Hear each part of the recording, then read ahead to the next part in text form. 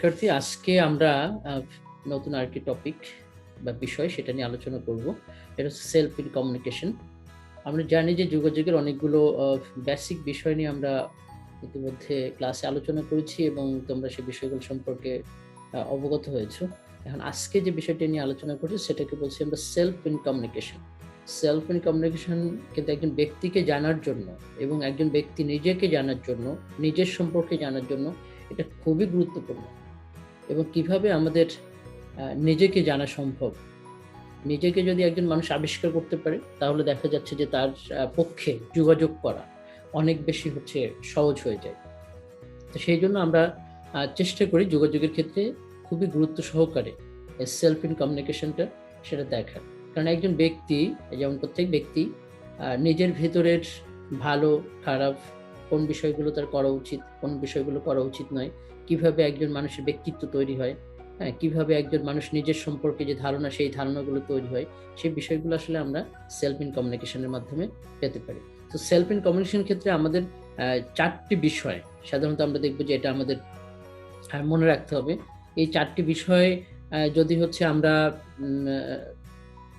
মানে এই চারটি বিষয় সম্পর্কে যদি আমাদের একটা ভালো ধারণা তৈরি হয় তাহলে তখন আমরা নিজের সম্পর্কে, হ্যাঁ, নিজের সম্পর্কে একটা ভালো ভাবে আমরা জানতে পারবো। কারণ আমরা অনেকেই জানি, প্রথমে এরকম অনেকগুলো কথা অনেক সময় বলা হয়, তোমরা শুনবে যে পৃথিবীকে জানতে হলে আগে আসলে নিজেকেই জানতে হবে।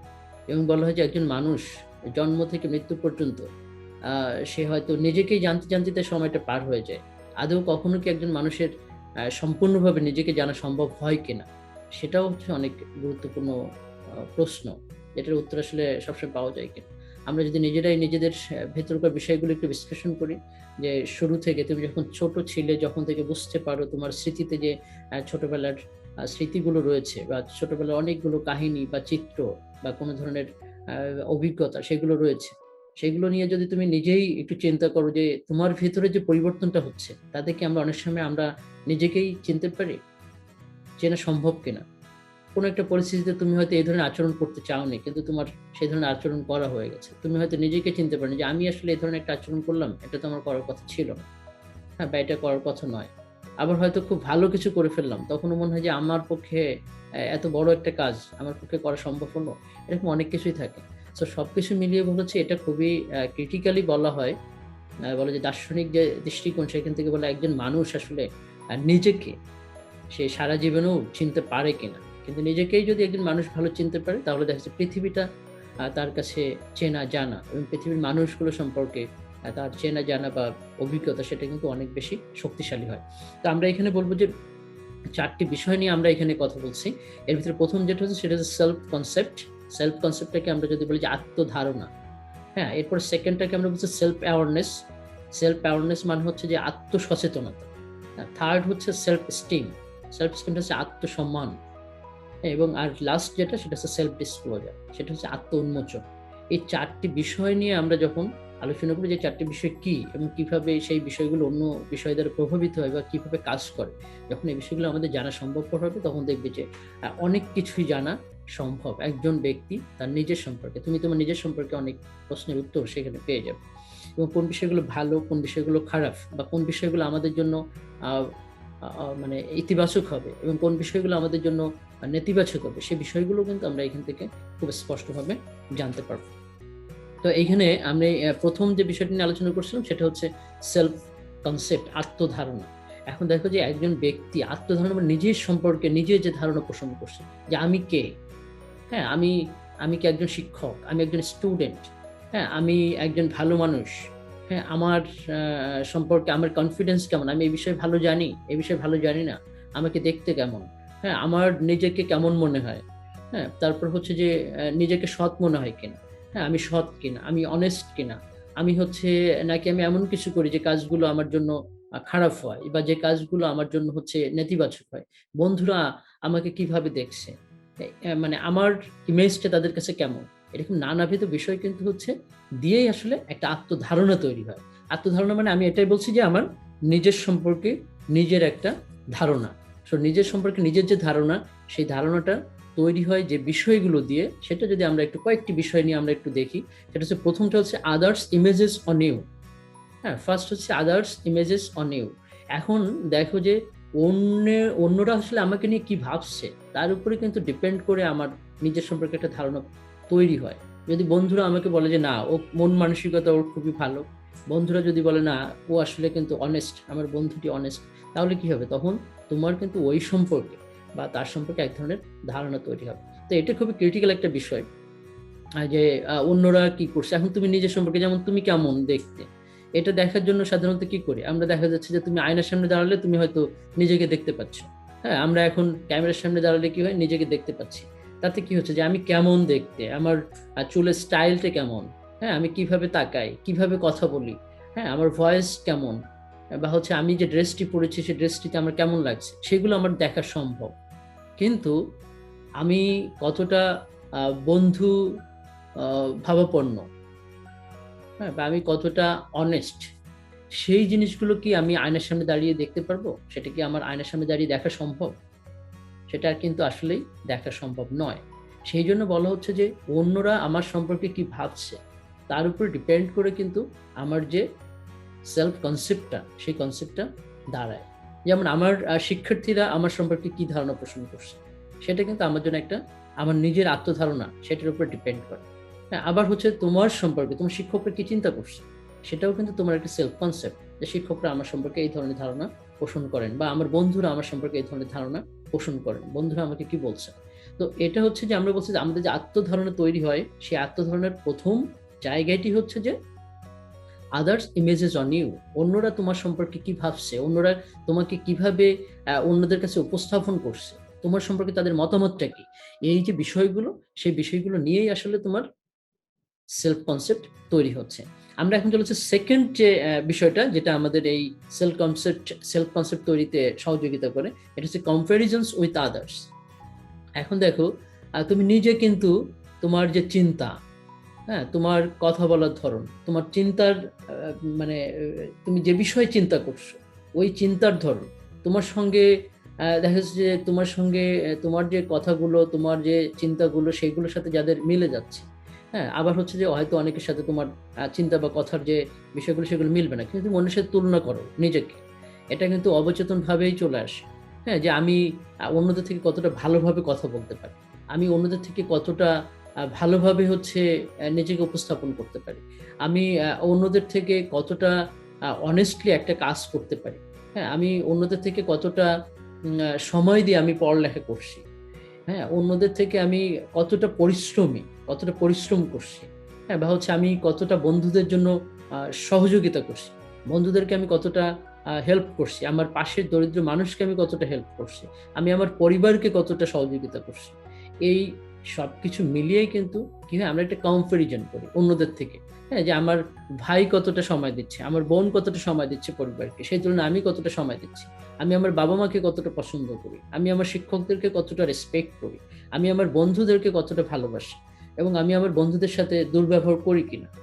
এই যে বিষয়গুলো, এই বিষয়গুলো তুমি কি আসলে কম্পারিজন করি, আমরা কম্পারিজন করে নিজের সম্পর্কে একটা ধারণা আমরা স্টাবলিশ করি। কারণ তুমি কম্পারিজন না করলে তো কখনোই নিজের সম্পর্কে কোনো ধারণাই করতে পারবে না। হ্যাঁ, তুমি কেমন সেটা তুমি কি অন্যদের সাথে অবচেতন ভাবে হলেও তুমি অন্যদের সাথে এক ধরনের কম্পারিজন করে এটা স্টাবলিশ করো। এবং এটা কিন্তু মানে আমি বলবো যে এটা এটা অবচেতন ভাবে হয়, মাঝে মাঝে সচেতন ভাবে হতে পারে। হ্যাঁ, যেমন তুমি বোঝার চেষ্টা করো যে আমি ওই ব্যক্তি থেকে কতটা ভালো, কোন বিষয়ে ভালো, আমি কোন বন্ধুটির থেকে কোন বিষয়ে ভালো। তোমার বন্ধুদের ভিতরে কেউ হয়তো ভালো গান করতে পারে, হ্যাঁ, আবার একজন ভালো আবৃত্তি করতে পারে, আবার একজন হচ্ছে গান আবৃত্তি কোনটাই করতে পারে না, কিন্তু সে তার একাডেমিক যে পড়ালেখা, সে পড়ালেখা সে আবার ভালো। তো সব মিলিয়ে দেখা যাচ্ছে এক একজন ব্যক্তি হয়তো এক বা একাধিক বিষয় ভালো হতে পারে।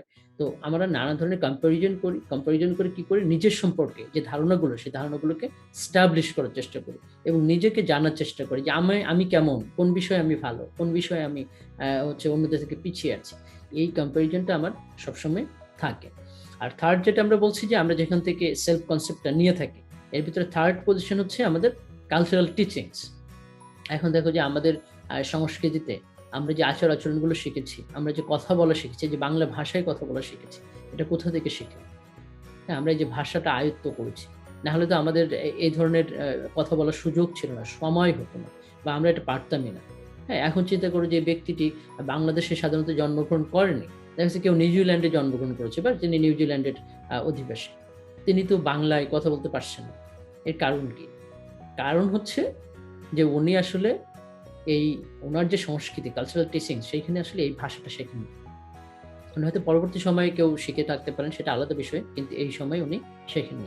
যে কারণে আমরা আমাদের যে কালচারাল টিচিংটা সেটার মাধ্যমে কিন্তু আমাদের আত্মধারণা তৈরি হয়। এখানে আমাদের পরিবারের বাবা-মা রয়েছেন, ভাই-বোন রয়েছেন, আত্মীয়স্বজন রয়েছেন, আমাদের শিক্ষকরা রয়েছেন, হ্যাঁ? বন্ধু-বান্ধব রয়েছে। এছাড়া আরো অনেকগুলো ইনস্টিটিউশনও আছে। যাদের মাধ্যমে কি হয়? আমাদের এক ধরনের সোশ্যালাইজেশন হয়। যেখানে আমরা কি করি? নিজেকে বোঝার চেষ্টা করি যে কোন কাজটি ভালো, কোন কাজটি ভালো নয়। এইটা আমি কোথা থেকে শিখলাম? এটা তো আমাকে একদিনে আমি শিখতে পারিনি। একদিনে আমার পক্ষে শেখা সম্ভব নয়। তো সেইজন্য বলা হচ্ছে যে কালচারাল টিচিংসটাও আমাদের কি করে? আত্মধারণা তৈরিতে সহযোগিতা করে এবং সমাজ সংস্কৃতির অংশই যেহেতু আমরা মানুষ, তো দেখা যাচ্ছে আমরা এই সমাজেই বসবাস করছি। এই সমাজের রীতিনীতি এগুলো আমরা অন্যদের কাছে শিখছি। সব মিলিয়ে হচ্ছে কালচারাল টিচিং এর মাধ্যমে আমার নিজের সম্পর্কে নিজের একটা ধারণা তৈরি হয়। যে আমি এই আ পরিবারের সঙ্গে কতটুকু আ যুক্ত থাকতে পারছি। পরিবার সম্পর্কে বা পরিবারের প্রতি আমার দায়িত্ব কি? সমাজের প্রতি আমার দায়িত্ব কি? একজন শিক্ষার্থী হিসেবে আমার দায়িত্ব কি? তো সেই বিষয়গুলো আমরা কি করি? কালচারাল টিচিংস এর মাধ্যমে শিখে থাকি এবং সেটা আমাদের আত্মধারণা তৈরিতে সহযোগিতা করে। আর লাস্ট যে পয়েন্টটা আমি বলব, লাস্ট পয়েন্ট কিন্তু your own interpretations and evaluations. এখন আ দেখা যাচ্ছে যে আমি শুধু যে অন্যদের কাছ থেকে শিখছি, হ্যাঁ? শুধুমাত্র যে অন্যরা আমার সম্পর্কে কি ভাবছেন সেটা বা শুধুমাত্র আমি সোসাইটি থেকে শিখছি, বিষয়টা সেরকম নয়। এর পাশাপাশি তুমি নিজেও কিন্তু মূল্যায়ন করার চেষ্টা করো। যেমন এখন আমরা তো অনেকগুলো বিষয় সম্পর্কে ধরো আমরা বুঝি, তাই না? আমরা আমাদের বোধ তৈরি হয়েছে অনেকগুলো বিষয় যে কোনটা ভালো, কোনটা খারাপ। যেমন আমরা মাঝে, মাঝে অন্যদেরকে উপদেশও দেই। তাই না? তার মানে হচ্ছে আমরা এই প্রত্যেকটি কাজ যখন আমরা করছি, তখন আমরা এটা চিন্তা করি, একটু মূল্যায়ন করার চেষ্টা করি, এবং সেই অনুযায়ী আমরা হচ্ছে আমাদের আত্মধারণা সেটাকে ডেভেলপ করার চেষ্টা করি। এটা কিন্তু সবসময় থাকেই। তো আমাদের একটা ব্যাখ্যাও থাকে যে আমি কেন এই কাজটি করছি বা আমি কেন এই কাজটি করতে যাবো? কেন এই কাজটি আমি করব না? এই যে বিষয়টা সেটাও কিন্তু আমাদের থাকে। তো প্রত্যেকটি বিষয় সম্পর্কে আমার নিজের সম্পর্কে বা তোমাদের নিজেদের সম্পর্কে তোমরা দেখবে যে এইভাবে একটা আত্মধারণা তৈরি হয়। যেমন তুমি হয়তো কেউ হয়তো বলবে যে, "না, আমার এই বন্ধুটি বা ও আসলে খুবই আ নরম মনের অধিকারী।" হ্যাঁ? বা খুবই নরম প্রকৃতির। হ্যাঁ? সে ওইভাবে অতটা অ্যাগ্রেসিভ না। সে হিংসাত্মক না। সে বন্ধু সুলভ। হ্যাঁ? সে অধ্যবসায়ী। সে পরিশ্রমী। হ্যাঁ? আবার যদি কেউ খারাপ হয় তাহলে বলবে যে না, সে খুব ভালো বন্ধু নয়। তার এই সমস্যাগুলো রয়েছে। সে এই ধরনের কাজগুলো করছে। তো এই যে বিষয়গুলো সেই ব্যাখ্যা এবং মূল্যায়ন সেগুলো কিন্তু আমাদের থাকে এবং আমরা নিজেরা নিজেদের কি নিজেদের সম্পর্কে নানা ধরনের ব্যাখ্যা এবং মূল্যায়ন সেটা উপস্থাপন করি।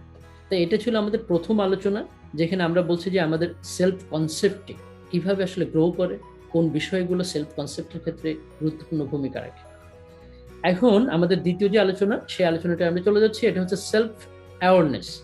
সেলফ অ্যাওয়ারনেস মানে হচ্ছে আত্মসচেতনতা। এখন দেখো যে মানে কি? নিজের সম্পর্কে বা নিজের যে সচেতনতা সেটা যে আমি কে? হ্যাঁ? বা আমি কোন কাজগুলো করব? কোন কাজগুলো করব না? কোনটা আমার করা উচিত? হ্যাঁ? কোনটা আমার করা উচিত নয়? কোন বিষয়ের সঙ্গে আমার সম্পৃক্ত হওয়া উচিত? কোন বিষয়ের সাথে আমার সম্পৃক্ত হওয়া উচিত নয়? আমরা বলছি আত্মসচেতনতা। যেমন এখন করোনার সময় দেখো, করোনার সময় কি হচ্ছে? আমাদের আত্মসচেতনতা বোধ থাকতে হবে। আমাদের মাস্ক পরতে হবে। আমাদের পারলে বাইরে গেলাম আমি, বাইরে থেকে এসে আমাকে হাত ধুতে হবে, মুখ ধুতে হবে। পারলে আমার ড্রেসটা চেঞ্জ করে ফেলতে হবে। হ্যাঁ? পরিষ্কার-পরিচ্ছন্ন থাকতে হবে। তো দেখা যাচ্ছে যারা অসুস্থ রয়েছে তাদের থেকে আমার একটু দূরে থাকতে হবে। যখন কারো সঙ্গে কথা বলব তখন আমার সেই আ যে সেই প্রিকশনস গুলো মেনে চলতে হবে। তো এইগুলো কি? এগুলো হচ্ছে আত্মসচেতনতা। যে ওই ব্যক্তিকে আত্মসচেতন হতে হবে। যে কারণে আমরা কিন্তু অনেক সময় বলে থাকি যে তারা আসলে আত্মসচেতন নয়। সেই কারণে তাদের ভেতরে এই সমস্যাগুলো তৈরি হচ্ছে। মানে নিজেই আগে সচেতন হতে হবে। দেন আমি তো অন্যদেরকে সচেতন করতে পারবো। আমি নিজেই যদি অ্যাওয়ার না হই তাহলে তো আমি অন্যদেরকে কোনোভাবেই অ্যাওয়ার করতে পারবো না। বা অন্যদেরকে কোনোভাবে আসলে আমার অ্যাওয়ার করা সম্ভব নয়। সো সেইজন্য বলা হচ্ছে যে সেলফ অ্যাওয়ারনেসটা কিন্তু খুবই গুরুত্বপূর্ণ। কারণ জীবন চলার পথে যদি কেউ সচেতন না হয় তাহলে নানা ধরনের বাধা বিপত্তি, এমনকি বা নানা ধরনের বিপজ্জনক ঘটনার সম্মুখীন কিন্তু হতে হয়। হ্যাঁ, আমি জানি যে যে জায়গাটিতে রাতের বেলা আমি নির্জন জায়গায় একা গেলে আমার বিপদ হতে পারে, সেই জায়গাগুলোতে আমি কি যাব? কেউ সচেতন হলে যাবে না। যেমন জাহাঙ্গীরনগর বিশ্ববিদ্যালয়ে তোমরা জানো যে মীর মোশাররফ হোসেন হলের এই জায়গাটি, বাইরে যে মহাসড়কটি আছে, এইখানে প্রায় চুরি বা ছিনতাই হয়। তো এটা জানার পরেও যদি আমি সেখানে যাই, তাহলে তো আমার একটা বিপদ হওয়ার সম্মুখীন মানে সম্ভাবনা থাকবে। তো আমি জেনেও কেন এই ধরনের জায়গায় যাব? যদি আমার বড় ধরনের কোনো প্রয়োজন না হয়, এমার্জেন্সি না হয়, তাহলে তো খালি খালি আমি সেখানে যাব না। সেই বিপজ্জনক জায়গা থেকে আমি এড়িয়ে চলার চেষ্টা করব। এই মুহূর্তে দেখো যারা হচ্ছে কোনো ধরনের অসুস্থতা নাই, কিন্তু তোমার কি মনে হলো তুমি খালি খালি ঘুরতে ঘুরতে তুমি হাসপাতালে যাচ্ছ? কারণ এই জায়গাটা তো এখন একটু ডেঞ্জার জোন। হাসপাতালে মানুষ অসুস্থ না হলে কেউ যাচ্ছে না, এবং সেখান থেকে কিন্তু মানে করোনা বা অন্যান্য রোগ ছড়ানোর সম্ভাবনা থাকে। তাহলে তোমার প্রয়োজন না থাকলে যে ব্যক্তি ওখানে খালি খালি ঘুরতে যাবে, তাহলে কি হবে? সে হচ্ছে আত্মসচেতন নয়। আর আমরা বলছি আত্মসচেতন সবসময় যে খারাপ, সেটা কিন্তু না। আত্মসচেতন কোনো ব্যক্তি কি হতে পারে? সে অন্যদেরকে সচেতন করতে পারে। একজন ব্যক্তি যদি নিজেই সচেতন না হয়, তাহলে অন্যদেরকে সচেতন সে করতে পারবে না। সো এখানে যেহেতু আমরা আজকে সেলফ নিয়ে কথা বলছি, নিজেদের সম্পর্কে কথা বলছি, নিজের সম্পর্কে কথা বলছি, তো সেই জায়গায় আমি বলবো যে একটা গুরুত্বপূর্ণ বিষয়, সেলফ অ্যাওয়ারনেসকে বোঝার জন্য একটা কনসেপ্ট, একটা ধারণা দিয়েছেন দুইজন ব্যক্তি। জোহারি যে উইন্ডোটা, এটা দুইজন দিয়েছেন। আমরা দুইজন ব্যক্তির নাম এবং তাদের যে উইন্ডোটা, সেই উইন্ডোটা একটু দেখবো যে কেমন। আমি যেটা বলছিলাম যে এই উইন্ডোটি আসলে দিয়েছেন দুইজন। একজন হচ্ছেন জোসেফ জোসেফ এবং আরেকজন হচ্ছে হ্যারি ইনাম। জোসেফ লাফট এবং হ্যারি ইনাম, তারা দুইজন মিলে হচ্ছে এই উইন্ডোটা দিয়েছেন। এই জন্য এটার নাম হচ্ছে জোহারি উইন্ডো। আর এখানে 4টি সেলফ দেখতে পাচ্ছ তোমরা, 1 2 3 4, এটা জানলার মতো দেখতে, এই জন্য বলা হচ্ছে জোহারি উইন্ডো। এখানে প্রথমটি হচ্ছে ওপেন সেলফ, দ্বিতীয়টি হচ্ছে ব্লাইন্ড সেলফ, থার্ড হচ্ছে হিডেন সেলফ, ফোর্থ হচ্ছে আননোন সেলফ। আর এখানে দেখো যে known to self, not known to self, known to others, not known to others. Basically হচ্ছে এটাকে এমনভাবে উপস্থাপন করেছে, দেখো নন টু সেলফ মানে ওপেন সেলফ এবং হিডেন সেলফ, যেটা আমার একজন ব্যক্তি জানবে। হ্যাঁ, এবং নট নন টু সেলফ, যে ওই ব্যক্তি জানে না, সেটা হচ্ছে কোথায় থেকে? ব্লাইন্ড সেলফ এবং আননোন সেলফ। আর নন টু আদার্স, এখানে হচ্ছে open self and blind self, এটা অন্যরা জানে। আর নট নন টু আদার্স, এটা দিয়ে বোঝাচ্ছে হিডেন সেলফ এবং আননোন সেলফ। এই দুইটা বিষয় অন্যরা জানে না, আমিও জানি না। না, একটা আমি জানি, আরেকটা জানি না, যেটা এখানে আছে। ওকে, তো আমি এখন আবার আলোচনায় ফিরে আসি। আলোচনায় ফিরে আসলে আমাদের বুঝতে সুবিধা হবে। তো বেসিক্যালি এখানে তোমরা দেখো যে আমাদের আলোচনা, এখানে আমরা 4টি সেলফের কথা বলেছি, তাই না? 4টি সেলফের ভিতরে প্রথম যে সেলফটি, সেটার কথা আমরা বলছি, সেটা হচ্ছে ওপেন সেলফ। হ্যাঁ, আমাদের 4টি সেলফের প্রথম সেলফটি হচ্ছে ওপেন সেলফ। এখন আমি যদি একটু বলি যে ওপেন সেলফটা হচ্ছে এই ধরনের সেলফ। দেখো, যে সেলফে ওপেন মানে উন্মুক্ত, যে সেলফে যে তথ্যগুলো থাকে একজন ব্যক্তির, এই তথ্যগুলো সাধারণত ওই ব্যক্তি নিজেও জানেন, এবং তার বন্ধু বান্ধব বা আশেপাশে যারা আছে তারাও ওই তথ্যগুলো জানে। যেমন যেমন ধরো, যদি ধরি, যেমন ওই ব্যক্তির নাম, যেমন আমার নাম তোমরা জানো, হ্যাঁ, আমি কোথায় কাজ করি, আমার পেশা তোমরা জানো, হ্যাঁ, আমাকে দেখতে কেমন সেটা তোমরা জানো, আমার স্কিন কালার কেমন সেটা তোমরা জানো। তারপরে হচ্ছে এছাড়া হচ্ছে তোমরা ওই ব্যক্তি সাধারণ যে বিষয়গুলো থাকে, তার কোন দেশে সে বসবাস করে, কোথায় বসবাস করে, এরকম অনেকগুলো বিষয় সম্পর্কে আমার যে তথ্যগুলো, দেখা যাচ্ছে যে আমিও জানি, অন্যরাও জানে। এই যে তথ্যগুলো আমি নিজেও জানছি এবং অন্যরাও জানে, সেই তথ্যগুলো সাধারণত থাকে একজন ব্যক্তির ওপেন সেলফে। এটা তোমাদের ক্ষেত্রেও আছে। তোমার নাম, হ্যাঁ, তোমার হয়তো তোমার বাবা মায়ের নাম, তোমার গ্রামের বাড়ি কোথায়, হ্যাঁ, তোমাকে দেখতে কেমন, তুমি কি করো, তোমার পেশা বা হচ্ছে তোমার কাজ, তুমি কোন হলে থাকো, এরকম অনেকগুলো তথ্য আছে, যে তথ্যগুলো সাধারণত দেখা যাচ্ছে যে তুমি নিজেও জানো এবং অন্যরাও জানো। এই ধরনের যে তথ্যগুলো থাকে, এই তথ্যগুলো সাধারণত ওপেন সেলফে থাকে। তো ওপেন সেলফের এই তথ্যগুলো দেখা যাচ্ছে যে ওই ব্যক্তিও জানছে এবং আশেপাশে যারা রয়েছে তারাও জানে। সেই জন্য এটার নাম হচ্ছে ওপেন সেলফ, এবং এই সেলফে ব্যক্তির সেই তথ্যগুলো থাকে যে তথ্যগুলো সবাই জানে, একেবারে উন্মুক্ত, কেউ চাইলে সেটা জানতে পারে, হ্যাঁ, জানা সম্ভব আর কি। আর সেকেন্ড যেটা, সেটা হচ্ছে ব্লাইন্ড সেলফ। ব্লাইন্ড মানে কি? ব্লাইন্ড মানে তো অন্ধ থাকা, হ্যাঁ, ব্লাইন্ড মানে দেখতে না পাওয়া, তাই না? যেটা হচ্ছে আমার অগোচরে রয়েছে, এটা হচ্ছে সাধারণত ব্লাইন্ড সেলফ। তো ব্লাইন্ড সেলফে আমরা যদি একটু উদাহরণ দিই, যে ব্যক্তির ওই তথ্যগুলো, যে তথ্যগুলো ব্যক্তি নিজে জানে না কিন্তু অন্যরা জানে, সেটা কেমন হতে পারে? যেমন ধরো, এমন কিছু তথ্য, যে তথ্যগুলো আমার সম্পর্কে যদি বলি, যে আমার সম্পর্কে তো এমন তথ্য, যে তথ্যগুলো আমি জানি না বা আমি বুঝতে পারি না, কিন্তু দেখা যাচ্ছে আমার যারা অডিয়েন্স রয়েছে, যারা আমার বন্ধু বান্ধব রয়েছে, যারা আমার শিক্ষার্থী রয়েছে, তারা হয়তো সেটা জানে। দেখুন নানা ধরনের তথ্য থাকে। সেই তথ্যগুলো কেমন? হয়তো দেখা যাচ্ছে যে কথা বলার সময় আমি হয়তো অনেক বেশি হাত নাড়ি, বা কথা বলার সময় দেখা যাচ্ছে যে আমার দেখা যাচ্ছে যে আমার নাকের উপর হয়তো কিছুটা ঘাম চলে আসে। আমি যখন রেগে যাই তখন দেখা যাচ্ছে যে আমার নাকটা হয়তো লাল হয়ে যাচ্ছে। এরকম নানা ধরনের এক্সপ্রেশন থাকে, যে এক্সপ্রেশন গুলো হচ্ছে সাধারণত দেখা যাচ্ছে ওই ব্যক্তি বোঝে না বা ওই ব্যক্তি জানে না, কিন্তু তার যারা অডিয়েন্স থাকে তারা সেটা বুঝতে পারে। আবার অনেক সময় তুমি এমন কিছু মানুষকে পাবে যারা দেখবে যে কথা বলার সময় একটা বিষয় বা একটা শব্দকে বারবার রিপিট করছে। হ্যাঁ, যেমন তোমরা দেখবে যে টিভিতে যদি লাইভ দেখো, তাহলে অনেক সময় দেখবে যে একই ব্যক্তি আপনারা দেখতে পাচ্ছেন, বা ও বা তো এরকম নানা ধরনের শব্দ করছে। লাইভে কিন্তু এটা আমি দেখি যে প্রায় দেখা যায়, যাদের ভিতরে এরকম বাম্বলিং হয়, মানে একই শব্দ সে বারবার বলছে, সে বুঝতে পারছে না যে সে আসলে ওই একই শব্দটাই বারবার সে বলছে। এটা কিন্তু তার পক্ষে বোঝা সম্ভব নয়। হ্যাঁ, আবার দেখা যাচ্ছে অনেকের আছে যে কথা বলার সময় চোখের যে পলকটা, বারবার চোখের পলক ফেলে। হ্যাঁ, কথা বলতে গিয়ে সে কিন্তু নিজে বুঝতে পারছে না যে এটা তার এই সমস্যা তৈরি হচ্ছে, কিন্তু যারা অডিয়েন্স আছে, হ্যাঁ, যারা তার আশেপাশে থাকে, তারা কিন্তু এটা বুঝতে পারে। আবার এরকম অনেক ব্যক্তি পাবে যার হচ্ছে অনেক সময় দেখা যায় যে তার শরীর থেকে যে ঘাম আসে, ঘামে অনেক দুর্গন্ধ থাকে। ওই ব্যক্তি হয়তো বুঝতে পারে না যে তার ঘামের অনেক দুর্গন্ধের কারণে অনেকে তার থেকে দূরে সরে যাচ্ছে, বা সে হয়তো বুঝতে পারছে না যে এই কারণে তারা দূরে থাকছে, বা অনেকেই তার থেকে অ্যাভয়েড করার চেষ্টা করছে। এই বিষয়গুলো সে অনেক সময় বুঝতে পারে না। তার মানে হচ্ছে ব্লাইন্ড সেলফ হচ্ছে ব্যক্তির ওই সেলফ, যে সেলফে বা যে জায়গায় এই তথ্যগুলো জমা থাকে, যে তথ্যগুলো ওই ব্যক্তি নিজে বোঝে না বা বুঝতে পারে না, কিন্তু অন্যরা বুঝতে পারে। যেমন একজন মানুষের মানে ওই ব্যক্তি তার নিজের সমস্যাগুলো, সাধারণত দেখা যায় অনেক সময় এগুলো হয় কি, মানে ফিজিক্যাল কিছু প্রবলেম থাকে, যে তার শরীরের কিছু প্রবলেম থাকে। যেমন আমি বললাম যে চোখের বারবার চোখের পলক ফেলা, হ্যাঁ, তারপরে কথার ভিতরে দেখা যাচ্ছে সে একই বারবার তো করা, বা একই শব্দ বারবার বলছে।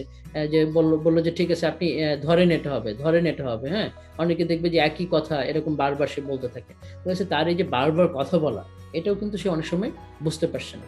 মূল কথা হচ্ছে যে এমন কিছু তথ্য রয়েছে ওই ব্যক্তি সম্পর্কে, যাতে ওই ব্যক্তি এই তথ্যগুলো উনি বুঝতে পারেন না, কিন্তু আশেপাশে যারা থাকেন তারা সাধারণত এটা বুঝতে পারেন। তো এটা হচ্ছে নানা ধরনের সমস্যা। এই সমস্যাগুলো রিকভার করা যায় যদি পাশে ভালো বন্ধু থাকেন, যারা হচ্ছে সহযোগিতা, না এটা তোমার হয়, এটা ভালো হয় না, তুমি এইভাবে কথা বলো তাহলে ভালো হবে, তোমার এই সমস্যাগুলো তৈরি হয়, এই সমস্যাগুলো তুমি অ্যাভয়েড করো, ভালো হবে। কথা বলার সময় এরকম হয়ে যায়, তুমি অনেক বেশি উত্তেজিত হয়ে যাও, অনেক জোরে কথা বলো, এরকম নানা ধরনের বিষয় থাকে।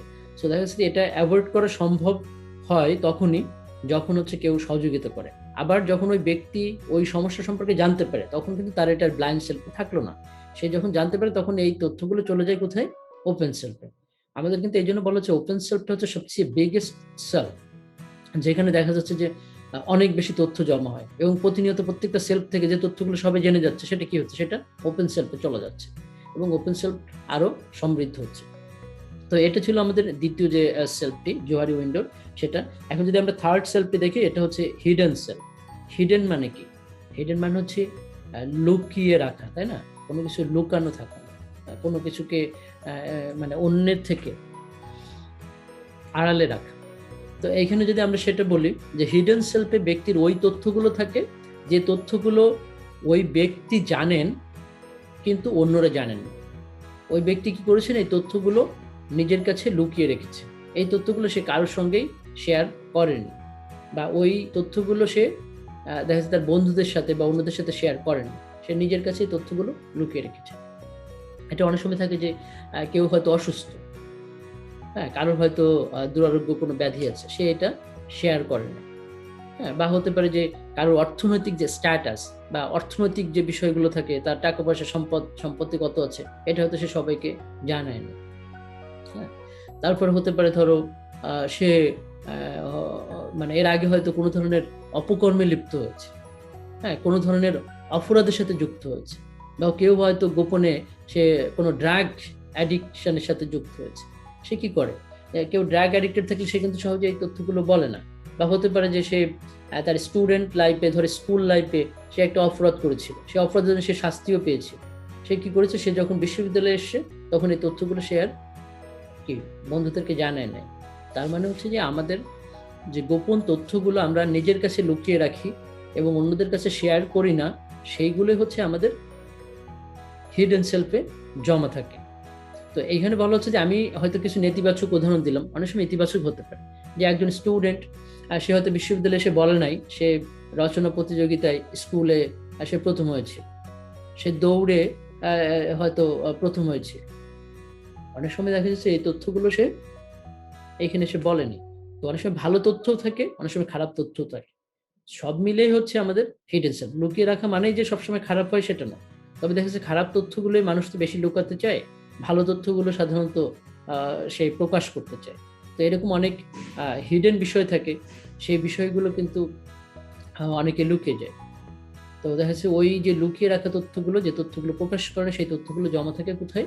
সেই তথ্যগুলো জমা থাকে আমাদের হিডেন সেলফ।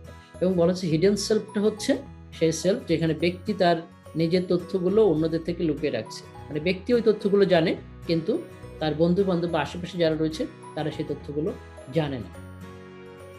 আর লাস্ট যেটা ছিল আমাদের, সেটা হচ্ছে আননোন সেলফ। আননোন মানে অজানা। এই অজানা যে সেলফ আছে, সেই সেলফের তথ্যগুলো সাধারণত এমন হয় যে ওই ব্যক্তি নিজেও জানে না ওই তথ্য সম্পর্কে, এমনকি আশেপাশে যারা রয়েছে তারাও জানে না। হ্যাঁ, এমন কিছু তথ্য রয়েছে যা আসলে ওই ব্যক্তির পক্ষেও তার জীবনে জানা সম্ভব হয় না, বা জানতে পারেন না, বা এখনো জানতে পারেননি, এবং দেখা যাচ্ছে যে অন্যদের পক্ষেও সেটা জানা সম্ভব নয়। Unknown self. আননোন সেলফের ভিতরে যেমন থাকে, যেমন বিয়ে। হ্যাঁ, এখন কার সঙ্গে কার বিয়ে হবে, হ্যাঁ, সে কাকে বিয়ে করবে, এটা কিন্তু অনিশ্চিত। এটা কোনোভাবেই সে 100% নিশ্চিত করে এটা বলা সম্ভব নয় যে আমার সাথে এই ব্যক্তির বিয়ে হবে, বা আমি তাকে বিয়ে করব, বা হচ্ছে আমাদের বিয়ে মাস্ট হবে, এটা আসলে বলা যাচ্ছে। আবার দেখো যে মৃত্যু, আমরা তো জানি না, আমরা জন্মগ্রহণ করেছি ঠিক আছে, একটা ডেট আমরা জানি যে এত তারিখে আমাদের জন্ম হয়েছে, এই কয়টার সময় জন্ম হয়েছে, সেগুলো আমরা জানতে পারি।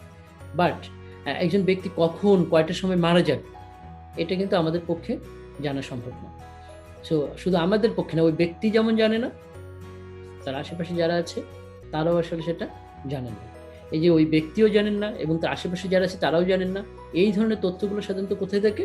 এই ধরনের তথ্যগুলো সাধারণত জমা থাকে আমাদের আননোন সেলফ। তো এই 4টা সেলফ দিয়ে কি হয়, আমরা একজন ব্যক্তির সম্পর্কিত তথ্য, বা একজন ব্যক্তিকে অ্যানালাইসিস করা, বা একজন ব্যক্তি নিজেকে অ্যানালাইসিস করা, সেটা কিন্তু অনেক সহজ। খুব সহজে আমরা 4টা ছক এঁকে যদি লিখি যে আমার কোন তথ্যগুলো ওপেন সেলফে আছে, কোন তথ্যগুলো আমার ব্লাইন্ড সেলফে আছে, কোন তথ্যগুলো আমার হিডেন সেলফে আছে, এবং কোন তথ্যগুলো আননোন সেলফে আছে।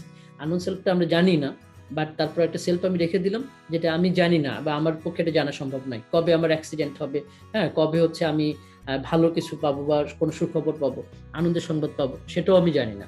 হ্যাঁ, আবার কবে আমার মৃত্যু হবে সেটাও জানা সম্ভব নয়। হ্যাঁ, বা কোনো ধরনের ইনস্ট্যান্ট কোনো ঘটনা ঘটলে সেই ঘটনাগুলো সম্পর্কে আমার আসলে জানা সম্ভব নয়। তো এই যেগুলো আমি জানি না, বা আমার পক্ষে জানা সম্ভব নয়, অন্যদের পক্ষেও জানা সম্ভব নয়, সেই তথ্যগুলো আমি রেখে দিলাম আমার আননোন সেলফ। তো এই জোহারি উইন্ডোটা নিজেকে জানার জন্য, হ্যাঁ, নিজের আমরা বলছি যে সেলফ, যে অ্যাওয়ারনেস, আত্মসচেতন হওয়ার জন্য এটা কিন্তু খুবই গুরুত্বপূর্ণ। এবং বলা হচ্ছে যে একজন ব্যক্তি যত বেশি তার তথ্য ওপেন সেলফে দিতে পারবে, যত বেশি তথ্য তার ওপেন সেলফে নিয়ে যেতে পারবে, সেই ব্যক্তি কি হবে, তার যে মানসিক চাপ সেটা কিন্তু কম থাকে। হ্যাঁ, তারপর হচ্ছে যে দেখা যাচ্ছে তার সম্পর্কে অন্যদের জানার সুযোগটা বেশি তৈরি হয়। কোনো কিছু লুকিয়ে রাখা তো অনেক কষ্টকর। তুমি যখন অনেক কিছু লুকিয়ে রাখবে বা লুকিয়ে রাখার চেষ্টা করবে, তখন কি হবে? তখন সাধারণত দেখা যাবে যে এটা এক ধরনের মানসিক চাপ সৃষ্টি করবে। হ্যাঁ, আমরা কিন্তু মাঝে মাঝে এই ধরনের চাপে পড়ে থাকি, যে কোনো একটা গুরুত্বপূর্ণ তথ্য কিন্তু আমি শেয়ার করতে পারছি না, কারণ আমাকে কেউ হয়তো বলেছে যে এটা শেয়ার করা যাবে না, বা এটা বলা যাবে না। তো তখন কি এটা এক ধরনের মানসিক চাপও সৃষ্টি হয়। তখন হচ্ছে যত বেশি একজন মানুষের ওপেন সেলফটা সমৃদ্ধ হবে, তার মানে তার সম্পর্কে অন্যদের জানার সুযোগ বেশি তৈরি হয়, এবং তখন দেখা যায় বিষয়গুলো অনেক উন্মুক্ত হয়। তবে এটাও সত্য যে একজন মানুষের সব তথ্য যদি তুমি ওপেন সেলফে দাও, তাহলে কিন্তু তার জন্য বিপদও ঘটতে পারে, বড় ধরনের বিপর্যয় হতে পারে। হ্যাঁ, অনেক ধরনের বিপর্যয় হতে পারে, যে তুমি তোমার সেটা আমরা পরে একটু পরে আলোচনা করবো। দেখা যাচ্ছে তুমি তোমার সব তথ্য যদি দিয়ে দাও, তাহলে কি হবে, তোমার গোপনীয়তা বলতে কিছু থাকবে না। তুমি তোমার ফেসবুকের পাসওয়ার্ড দিয়ে দিলে, তুমি তোমার ব্যাংকের অ্যাকাউন্ট নাম্বার দিয়ে দিলে, হ্যাঁ, অ্যাকাউন্ট নাম্বার বা হচ্ছে তোমার ব্যাংকের সাইন করে তুমি চেক দিয়ে দিলে, বা তোমার যে কার্ড আছে সেই কার্ডের পাসওয়ার্ড দিয়ে দিলে, তাহলে কি হবে? অন্যরা দেখা যাচ্ছে যে এটা থেকে তুমি কিন্তু নানা ধরনের প্রবলেমের সম্মুখীন হতে পারো। তো সেটা নিয়ে আমরা পরে আলোচনা করব। আর এখন আমরা যদি একটু দেখি যে আমাদের এই সেলফ অ্যাওয়ারনেসটা যদি আমরা বৃদ্ধি করতে চাই, তাহলে কোন কোন বিষয়গুলো আমরা সেইখানে আসলে করতে পারি, কোন কোন বিষয়গুলো দিয়ে আমরা আমাদের সেলফ অ্যাওয়ারনেসটা বাড়াতে পারি। কারণ আমরা এটা জানি যে সেলফ অ্যাওয়ারনেসটা খুবই গুরুত্বপূর্ণ একজন মানুষের ব্যক্তিত্ব তৈরির জন্য, একজন মানুষের দেখা যাচ্ছে জীবন চলার পথে সচেতনতা না থাকলে তো বেঁচে থাকাই অসম্ভব হয়ে যায়। হ্যাঁ, এবং নানা ধরনের সমস্যার সম্মুখীন হতে পারি আমরা। তো সেই জন্য সেলফ অ্যাওয়ারনেসটা যদি আমরা বৃদ্ধি করতে চাই, তাহলে কোন কোন বিষয়গুলো দিয়ে আমরা সেটা করতে পারবো। এখন ফার্স্টে আমরা বলছি হচ্ছে ডায়ালগ উইথ ইয়োর সেলফ, মানে হচ্ছে নিজের সঙ্গে নিজে কথা বলতে হবে। নিজের সঙ্গে নিজে কথা বলা অর্থ হচ্ছে এই যে নিজেকেই ডিসিশন নিতে হবে যে আমার কোন বিষয়গুলো ভালো, আমার কোন বিষয়গুলো খারাপ আছে, কোন বিষয়গুলো আমি অন্যদের কাছে শেয়ার করতে পারবো এবং কোন বিষয়গুলো আমার অন্যদের সঙ্গে শেয়ার করা ঠিক হবে না। এই বিষয়টা কিন্তু নিজেকেই আসলে ডিসিশনটা নিতে হবে এবং নিজেকে ডিসিশন নিয়েই আসলে এটা বলতে হবে যে আমি আমার যে দিকটা খারাপ আছে সেই দিকটা আমাকে তুলে ধরতে হবে, যে দিকটা আমার ভালো আছে সেই দিকটাও অন্যদের কাছে তুলে ধরতে হবে। এবং আমার ধরো যে ব্লাইন্ড সেলফের যে তথ্যগুলো আছে, আমি যেগুলো বুঝি না, যে আমার সমস্যা যেগুলো, সেগুলোকে রিকভার করার চেষ্টা করতে হবে। নাহলে তো আমি ভালো আমার জায়গায় সেটা পৌঁছাতে পারবো না, অন্যরা আমাকে নিয়ে হাসাহাসি করবে। হ্যাঁ, দেখা যায় একই কথা বারবার যখন কেউ বলতে থাকে, তার কোনো প্রবলেম থাকে, তখন কি হবে? অন্যরা কিন্তু সেটা নিয়ে হাসি ঠাট্টা করতে থাকে। সো আমাকে ওই ব্লাইন্ড সেলফটা ধরতে হবে এবং ধরে আমার ব্লাইন্ড সেলফের তথ্যগুলো আস্তে আস্তে ওপেন সেলফে নিয়ে যেতে হবে। না, আমি যেটা বলছিলাম যে আমাদের প্রথমে যেটা করতে হবে, নিজের সঙ্গে আসলে নিজে কথা বলতে হবে, নিজের সমস্যাগুলোকে প্রথমে চিহ্নিত করতে হবে। যেমন আমরা বলছি যে আমাদের ব্লাইন্ড সেলফে যে তথ্যগুলো আছে সেই তথ্যগুলোকে ওভারকাম করা। ব্লাইন্ড সেলফ মানে আমি তো আমার সম্পর্কে যে সমস্যাগুলো আছে সেগুলো আমি বুঝতে পারি না। সো আমার চেষ্টা করতে, আমি যদি ভালো কমিউনিকেটর হতে চাই, আমি যদি আমার সমস্যাগুলো নিজে আইডেন্টিফাই করতে পারি এবং এই তথ্যগুলোকে বা এই সমস্যাগুলোকে ওভারকাম করতে পারি, তাহলে আমি একজন ভালো যোগাযোগকারী হতে পারবো। নিজের সমস্যাগুলো তখন নিজে জানতে পারবো এবং সেই অনুযায়ী আমি আসলে আচরণগুলো করতে পারবো। আর এছাড়া হচ্ছে আমার এমন যদি কোনো তথ্য থাকে যেগুলো আমি অন্যদের থেকে লুকিয়ে রেখেছি এবং আমার মনে হচ্ছে যে না, এটা লুকিয়ে রাখার মতো কিছুই নয়, এগুলো শেয়ার করা যায়। হ্যাঁ, ধরো গ্রাম থেকে একটা ছেলে এসছে, তার হয়তো বাড়িতে অনেক মানে দূর, আমি বলবো যে হয়তো সে অনেক গরিব একটা পরিবার থেকে এসছে। তো দেখছি তার অনেক সমস্যা থাকতে পারে, অর্থনৈতিক সমস্যা হতে পারে। তো সে হয়তো এটা শেয়ার করে না, লজ্জা হয়তো বন্ধুদের সঙ্গে শেয়ার করে না, লজ্জা হয়তো শিক্ষকের সাথে শেয়ার করে না। কিন্তু এখন এটা আসলে লজ্জা করে শেয়ার না করে নিজের কাছে লুকিয়ে রাখার থেকে যদি সে আসলে বলে ফেলে, সরাসরি বলে, তাহলে কিন্তু এটা উন্মুক্ত হয়ে যায়। তখন আর সে ওই সমস্যাটা ফেস করলো না, তার ওপেন সেলফ তথ্যগুলো চলে আসে। তো প্রথম কাজটি হবে আমাদের নিজের সঙ্গে নিজে আসলে কথা বলা এবং নিজের যে সেলফ যে অ্যাওয়ারনেস সেটা আসলে ডেভেলপ করা। আর সেকেন্ড আমরা বলছি লিসেন। একটা হচ্ছে যে তুমি যত বেশি শুনবে তত বেশি আসলে তুমি জানবে। অন্যের কথা তোমার শুনতে হবে, মনোযোগ সহকারে যখন তুমি শুনবে তখন দেখবে তুমি অনেক বেশি বলতে পারছো। এই জন্য বলা হয় যে সবসময় তিনি হচ্ছেন একজন ভালো বক্তা হতে পারেন, তিনি হচ্ছেন একজন ভালো জ্ঞানী ব্যক্তি হতে পারেন, যিনি একজন ভালো শ্রোতা। ভালো শ্রোতা না হলে কখনোই ভালো বক্তা হওয়া আসলে সম্ভব নয়। হ্যাঁ, তো সেই জন্য প্রত্যেকটা বিষয়ে চেষ্টা করতে হবে যে অন্যের কথাগুলো মনোযোগ সহকারে শোনা। তোমার সম্পর্কে তারা কি বলছে, বা কোনো একটা নির্দিষ্ট বিষয় সম্পর্কে অন্যরা কিভাবে বিষয়টিকে অ্যানালাইসিস করছে। তা না করে আমি যদি অন্ধের মতো শুধু আমার মতটাকে প্রাধান্য দেওয়ার চেষ্টা করি, তাহলে দেখা যাবে যে আমার অনেক কিছুই অন্যকে বলা হবে না, অন্যকে জানাও হবে। সো আমাকে খুব ভালোভাবে মনোযোগ সহকারে শুনতে হবে এবং শোনার পরে নিজের যে তথ্যগুলো আছে, কোন তথ্যগুলো আমি তার সাথে শেয়ার করতে পারবো, কোন তথ্যগুলো শেয়ার করতে পারবো না। হ্যাঁ, আমার নিজের লোকায়িত তথ্যগুলোকে আমি কিভাবে যদি সেই বিশ্বস্তত জায়গা তৈরি হয়, তাহলে আমি কিভাবে সেটা শেয়ার করতে পারি, সেই জায়গাটা তৈরি হবে। তো এটা হচ্ছে আমাদের লিসেন। এরপরে হচ্ছে আমাদের চেষ্টা, এটা আমি আগেও বলছি যে রিডিউস ইউর ব্লাইন্ড সেলফ। আমাদের চেষ্টা করতে হবে আমাদের ব্লাইন্ড সেলফটাকে যতটা পারা যায়, যদি এটা পারা যায় একদম জিরোতে নিয়ে আসা, তাহলে খুব ভালো হয়। হ্যাঁ, ব্লাইন্ড সেলফ মানে আমার সমস্যাগুলো, যে সমস্যাগুলো আমি জানি কিন্তু আসলে সরি, যে সমস্যাগুলো আমি জানি না কিন্তু অন্যরা জানে। এটা খুব মারাত্মক না, যে আমার সম্পর্কিত তথ্য অথচ আমি জানি না কিন্তু অন্যরা জানে। তাহলে আমার এই যে সমস্যাগুলো আছে, এই সমস্যাগুলোকে যতটা পারা যায় ওভারকাম করা, আমি বলবো যে এটা যতটা কমিয়ে আনা যাবে ততই ভালো হবে একজন ব্যক্তির জন্য। দেখা যাচ্ছে তার সেলফ, তার নিজেকে জানা, তার হচ্ছে যে বন্ধুদের সাথে চলাফেরা বা কোনো ধরনের প্রেজেন্টেশন, হ্যাঁ, বা হচ্ছে তোমার যে কোনো ধরনের জবের ক্ষেত্রে হোক, তার প্রফেশনের জায়গায় হোক, প্রত্যেকটা জায়গায় দেখবে যে এটা খুবই গুরুত্বপূর্ণ হয়। কারণ এটা যদি এই সমস্যাগুলো কাটিয়ে ওঠা না যায়, তাহলে আমি যেটা বললাম যে অন্যদের কাছে অনেক সময় হাসির বা হচ্ছে ঠাট্টা মশকরার বিষয় পরিণত হয়ে যায় একজন ব্যক্তি। এরপর আমরা বলছি সি ইওর আদার সেলফ। এখন এটা খুবই গুরুত্বপূর্ণ। সি ইওর আদার সেলফ বলতে আমার অন্যান্য যে সেলফগুলো আছে, মানে আমি বললাম যে সব তথ্যই কি আমি আমার ওপেন সেলফে দিয়ে দিব? সব তথ্য যদি আমি আমার ওপেন সেলফে দিয়ে দিই, তাহলে কিন্তু আমার নিজের জীবন ঝুঁকির ভিতরে পড়ে যেতে পারে। তখন দেখা যাচ্ছে যে আমার লাইফ মানে থ্রেটেনও হতে পারে, বা আমি হচ্ছে কোনো ধরনের ম্যাটেরিয়াল লস হতে পারে, আমার সম্পদের ক্ষতি হতে পারে, হ্যাঁ, এরকম নানা ধরনের প্রবলেম তৈরি হতে পারে। সেই জন্য হচ্ছে আমাদের দেখতে হবে যে সবগুলো সেলফের ভিতরে এক ধরনের ব্যালেন্স রাখা। ব্যালেন্স বলতে কি, আমার চেষ্টা করতে রিডিউস করে, যেমন সবচেয়ে বেশি তথ্য আমাদের রাখতে হবে ওপেন সেলফ, এবং আছেও সেটা, প্রত্যেকেরই কম বেশি সেটা আছে। সেটা যত বৃদ্ধি করা যাবে ততই ভালো। কিন্তু কিছু বিষয় আমার নিজের, একদম নিজের কাছে থাকবে, নিজের মতো থাকবে, না হলে তো ওই ব্যক্তির বেঁচে থাকারও কোনো অর্থ থাকবে না। হ্যাঁ, যদি আমার নিজের কিছু না থাকে, নিজের মতো করে চিন্তা করার ক্ষমতাও যদি না থাকে, তাহলে তো ওই ব্যক্তি বেঁচে থেকে কি করে নতুন কিছু তিনি সৃষ্টি করতে পারবেন না। সেই জন্য আমাদের অন্যান্য সেলফও দেখতে হবে। আর ফাইনালি যেটা, সেটা হচ্ছে যে আমাদের ওপেন সেলফটা যতটা পারা যায় বৃদ্ধি করা। হ্যাঁ, নিজেদের ওপেন সেলফে অনেক বেশি তথ্য দিলে কি হবে, তখন আশেপাশের মানুষগুলো তোমার সম্পর্কে আরো ভালো ধারণা পাবেন। তখন একটা বিষয় হচ্ছে তুমি কেন, যেমন এই যে অনলাইন ক্লাসে তোমরা সবাই কেন আসতে পারছো না, এখন তোমরা যারা জানাতে পারছো না যে কেন আসতে পারছো না, আমার পক্ষে সেটা জানা সম্ভব না। আমি তো ধরে নিচ্ছি নানা বিষয় আমি আমার মতো করে চিন্তা করে নিচ্ছি যে এই ছেলেটা বা এই মেয়েটা কেন ক্লাসে আসতে পারছে না। কিন্তু যখন তুমি এই তথ্যগুলো ওপেন সেলফে নিয়ে আসবে, যখন তোমার বন্ধুরা জানবে, যখন আমি জানবো, তখন কি হবে, তখন আমার বুঝতে সুবিধা হবে যে এই ছেলেটার এই প্রবলেম আছে বা এই মেয়েটার এই প্রবলেম রয়েছে, সেই কারণে তারা আসতে পারছে না। তো এটা হচ্ছে আমাদের একটা কাজ, যেখানে আমাদের ওপেন সেলফটাকে যতটা পারা যায় সেটা বৃদ্ধি করা। এটা যত বেশি বৃদ্ধি করবে, ততই দেখবে যে তোমাদের যোগাযোগের যে নেটওয়ার্কিং, সেটা হচ্ছে আরো বেশি বৃদ্ধি পাবে। হ্যাঁ, কমিউনিকেশন নেটওয়ার্কটা যত বৃদ্ধি পাবে, ততই দেখা যাচ্ছে তুমি তোমার নিজেকে অনেক বেশি মেলে ধরতে পারবে। আর অনেক কিছুই তুমি হয়তো করছো যেটা নিজের কাছে লুকিয়ে রাখছো। নিজের কাছে লুকিয়ে রাখলে ওই সম্পর্কে অন্যরা জানতে পারবে না, এবং তোমার সম্পর্কে একটা ভুল মেসেজ, হ্যাঁ, বা ভুল বার্তা বা ভুল ধারণা সেটা তৈরি হবে। তো আমরা বলবো যে এই কাজগুলো যদি আমরা করি, তাহলে যেটা হবে, আমাদের সেলফ অ্যাওয়ারনেস, আত্মসচেতনতা, হ্যাঁ, সেটা অনেক বেশি বৃদ্ধি করা সম্ভব।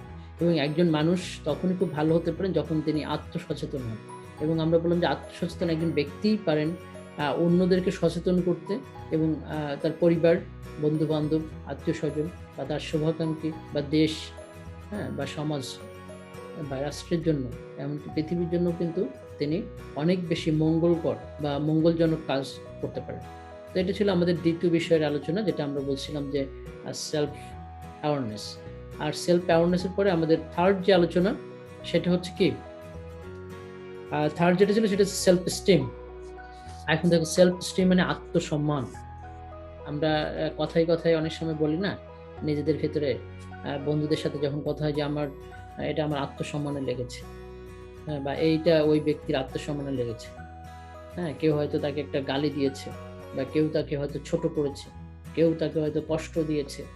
হ্যাঁ, তার মানে হচ্ছে আমরা বলি যে ওই ব্যক্তির আত্মসম্মানে লেগেছে। আবার দেখো যে নানা বিষয়, যেমন বিভিন্ন বিশ্ববিদ্যালয়, আমরা যেহেতু বিশ্ববিদ্যালয়ের অংশ, আমি সবসময় সেই জন্য বিশ্ববিদ্যালয় নিয়ে উদাহরণ দিতে আমার বেশি ভালো লাগে। অন্যান্য সেক্টরে রয়েছে, দেখো যে বাংলাদেশের বিভিন্ন বিশ্ববিদ্যালয়ে কিন্তু নানা ধরনের অনিয়ম, হ্যাঁ, নানা ধরনের সমস্যা, সেগুলো আমরা দেখতে পাই। হ্যাঁ, যখন একজন ব্যক্তি তার অবস্থানে থেকে এমন কিছু কাজ করে যে কাজগুলো আসলে ওই ব্যক্তির কাছ থেকে আমরা আশা করি না, তখন আমরা বলি যে ওই ব্যক্তির আসলে কোনো আত্মসম্মানই নাই। হ্যাঁ, ওই ব্যক্তির লজ্জা শরম বলতে আসলে কিছুই নাই। সে যদি লজ্জাহীন না হয়, তাহলে সে কিভাবে এই তথ্যগুলো বা এই কথাগুলো বলতে পারেন? হ্যাঁ, বা কিভাবে উনি এই সুবিধাগুলো, এই অবৈধ সুবিধাগুলো নিচ্ছেন, কিভাবে উনি হচ্ছে এই সমস্যাগুলো চিহ্নিত করছেন? তো সেটা আমি বলবো যে আমাদের দেখো যে সম্মান, এটাকে আসলে মেজারমেন্ট করার ওরকম কোনো মাপকাঠি তুমি পাবে না। প্রত্যেকটা ব্যক্তি ভেদে এটা তার নিজের মতো করে নিজে তৈরি করে। হ্যাঁ, যেমন তুমি বিশ্ববিদ্যালয়ে একজন শিক্ষার্থী, তুমি গ্রামে রয়েছো। এখন গ্রামে থেকে তুমি কি মানে একজন বয়স্ক মানুষের সাথে, গ্রামের একজন বয়স্ক মানুষের সাথে অসৌজন্যমূলক আচরণ করবে? যদি তুমি অসৌজন্যমূলক আচরণ করো বা ওনার সাথে দুর্ব্যবহার করো, তাহলে কি উনি বলবেন বিশ্ববিদ্যালয়ে পড়েছে কিন্তু এই ছেলেটার বা এই মেয়েটার কোনো ওইভাবে আত্মসম্মান সেটা তৈরি হয় না। হ্যাঁ, আবার হচ্ছে দেখো, তুমি বিশ্ববিদ্যালয়ে পড়েছো, তুমি যদি দেখা যাচ্ছে এরকম কোনো কাজ করলে যে কাজটি হচ্ছে সমাজের কাছে অগ্রহণযোগ্য, হ্যাঁ, তুমি এমন কোনো ঘটনা, এমন কোনো বিষয়ের সাথে যুক্ত হয়েছো যে বিষয়ের কারণে বলবে যে এই ছেলেটার আসলে আত্মসম্মান বলে কিছু নাই। হ্যাঁ, তো এই আত্মসম্মানের বিষয়টা কিন্তু একান্তই ওই ব্যক্তির নিজের তৈরি হওয়া বিষয়। এখন সবার আত্মসম্মান একই রকম হয় না, একই রকম হওয়ার সুযোগও নাই। কিন্তু সাধারণত দেখা যায় যে আমাদের কিছু বিষয়ে কিন্তু এই মানে সামাজিক যে অবস্থানে আমরা রয়েছি, যেখানে রয়েছি সেই জায়গা থেকে আমাদের আচরণগুলো নিয়ে আমরা অনেক সময় কথা বলি। একজন মন্ত্রী যখন ধরো উল্টাপাল্টা কথা বলছে, সেই উল্টাপাল্টা কথা শুনে আমরা কি বলি? আমরা বলি যে এটা আসলে মানে উনার যদি আত্মসম্মান থাকতো তাহলে তো উনি এই ধরনের কথা বলতে পারতেন না। এত বড় বিপর্যয়ের পরে উনি বলতে পারতেন না যে আমরা ভালো রয়েছি। হ্যাঁ, এত ধরনের ক্রাইসিসের পরে উনি বলতে পারতেন না যে আমাদের এই সংকট রয়েছে বা এই সংকট নাই, আমরা সব ধরনের সংকটের ঊর্ধ্বে রয়েছি। এই ধরনের আলোচনাগুলো কিন্তু চলে আসে। আমি জাস্ট উদাহরণ দিচ্ছিলাম যে আমাদের আত্মসম্মানটা আসলে কি? আত্মসম্মানটা কিন্তু ওই ব্যক্তি নিজেই নির্ধারণ করে এবং ওই ব্যক্তির নানা ধরনের পারিপার্শ্বিকতা, সমাজ থেকে নিজেই আসলে নিজেই তার আত্মসম্মানের জায়গাটা তৈরি করে। হ্যাঁ, যেমন কেউ যদি তোমাকে মানে ছোট করে, হেয় করে কোনো কথা বলে, তখন কি হয়? সেটা তোমার আত্মসম্মান লাগে, তুমি কষ্ট পাও। হ্যাঁ, যে তুমি এখন বড় হয়েছো, তোমাকে যদি এখন দেখো বাড়িতে ছোটবেলায় হয়তো তোমাকে মানে হয়তো একটু মারধর দিয়েছে, হ্যাঁ, বাবা মা হয়তো তোমাকে একটু মেরেছে, হ্যাঁ, তোমাকে হয়তো কানে হাত দিয়ে ধরছে, কিন্তু এখন তুমি বড় হয়েছো, তোমাকে যদি এখন সেইভাবে কেউ মানে গায়ে আঘাত করে বা হচ্ছে কান ধরে, তাহলে কি হবে? তোমার এটা কিন্তু অনেক লাগে। হ্যাঁ, তুমি হচ্ছে যে ওই যে ওটা কিন্তু অনেকে নিতে পারে না, যে কারণে দেখবে যে অনেক বড় ধরনের দুর্ঘটনাও কিন্তু এগুলোর ভিতর থেকে চলে আসে। বাবা মায়ের প্রতি যে শ্রদ্ধাবোধ, ভালোবাসা, পরিবারের সাথে যে সম্পর্ক, সেগুলো অনেক সময় বিচ্ছিন্ন হয়ে যায়, বিক্ষিপ্ত হয়ে পড়ে। আবার অনেক সময় দেখবে যে মানে আত্মসম্মানের কারণেই তো হয়, আমরা গ্রামে দেখবো যে অনেক সময় গ্রামাঞ্চলগুলোতে হচ্ছে যে আমাদের অনেক মেয়ে বা আমাদের অনেক নারীরা দেখা যাচ্ছে মানে সুইসাইড করছে, আত্মহত্যা করছে। কারণ নানা ধরনের অপপ্রচার বা গ্রামের নানা ধরনের তোমার কুৎসা রটানোর ফলে বা দেখা যাচ্ছে যে মানে সামাজিকভাবে না, মানে তাদেরকে হেয় প্রতিপন্ন করার ফলে অনেকে সেটা মেনে নিতে পারে না। না মেনে নিতে পারার ফলে অনেকে দেখা যাচ্ছে আত্মহত্যাও করে। তার মানে তাদের আত্মসম্মানটা এমন একটা পর্যায়ে চলে যায়, তারা মনে করে যে এই মুখটা আমি আসলে অন্য মানুষকে দেখাতে পারছি না, অন্য মানুষকে দেখানো সম্ভব না। তো সেই যে জায়গাটি তার নিজের কাছে তৈরি হয়, সে নিজেই কিন্তু বিশ্লেষণ করছে যে আমি কি করতে পারবো, কি করলে আমার জন্য ভালো হবে, কোনটা আমার আত্মসম্মানে লাগবে, কোনটা আমার আত্মসম্মানে লাগবে না।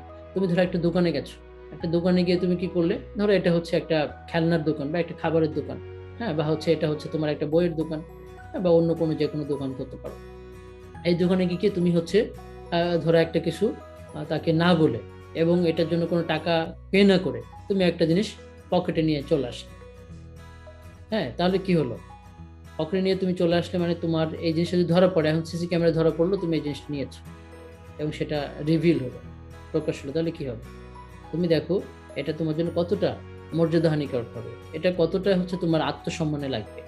তো সেই জায়গাটা বিবেচনা করলে আমরা বলবো এই যে ঘটনাগুলোর প্রেক্ষিতে প্রত্যেকটা মানুষের আত্মসম্মানবোধ তৈরি হয় এবং ওই আত্মসম্মানবোধটা প্রত্যেকের একই রকম হয় না। এটার আসলে ওইভাবে কোনো মেজারমেন্ট বা মাপকাঠি নাই। আমরা হয়তো কিছু ক্রাইটেরিয়া দিয়ে বোঝার চেষ্টা করি, যেমন একজন রাষ্ট্রপ্রধানের কি ধরনের বক্তব্য দেওয়া উচিত, কোন বিষয়ে তার সেন্টিমেন্টটা থাকা উচিত, হ্যাঁ, একজন স্টুডেন্টের দায়িত্ব কি, একজন শিক্ষকের দায়িত্ব কি, এবং তারা যদি সেই দায়িত্ব বা সেই কাজগুলো না করে, হ্যাঁ, এমন কিছু কাজ করেন যেগুলো তার কাজের সঙ্গে যায় না এবং সেগুলো মানে বলার মতো কোনো কাজ নয়, তাহলে দেখা যাবে কি সেটা নিয়ে এক ধরনের মর্যাদাহানিকর বিষয় বা হচ্ছে অবস্থা সৃষ্টি হতে পারে।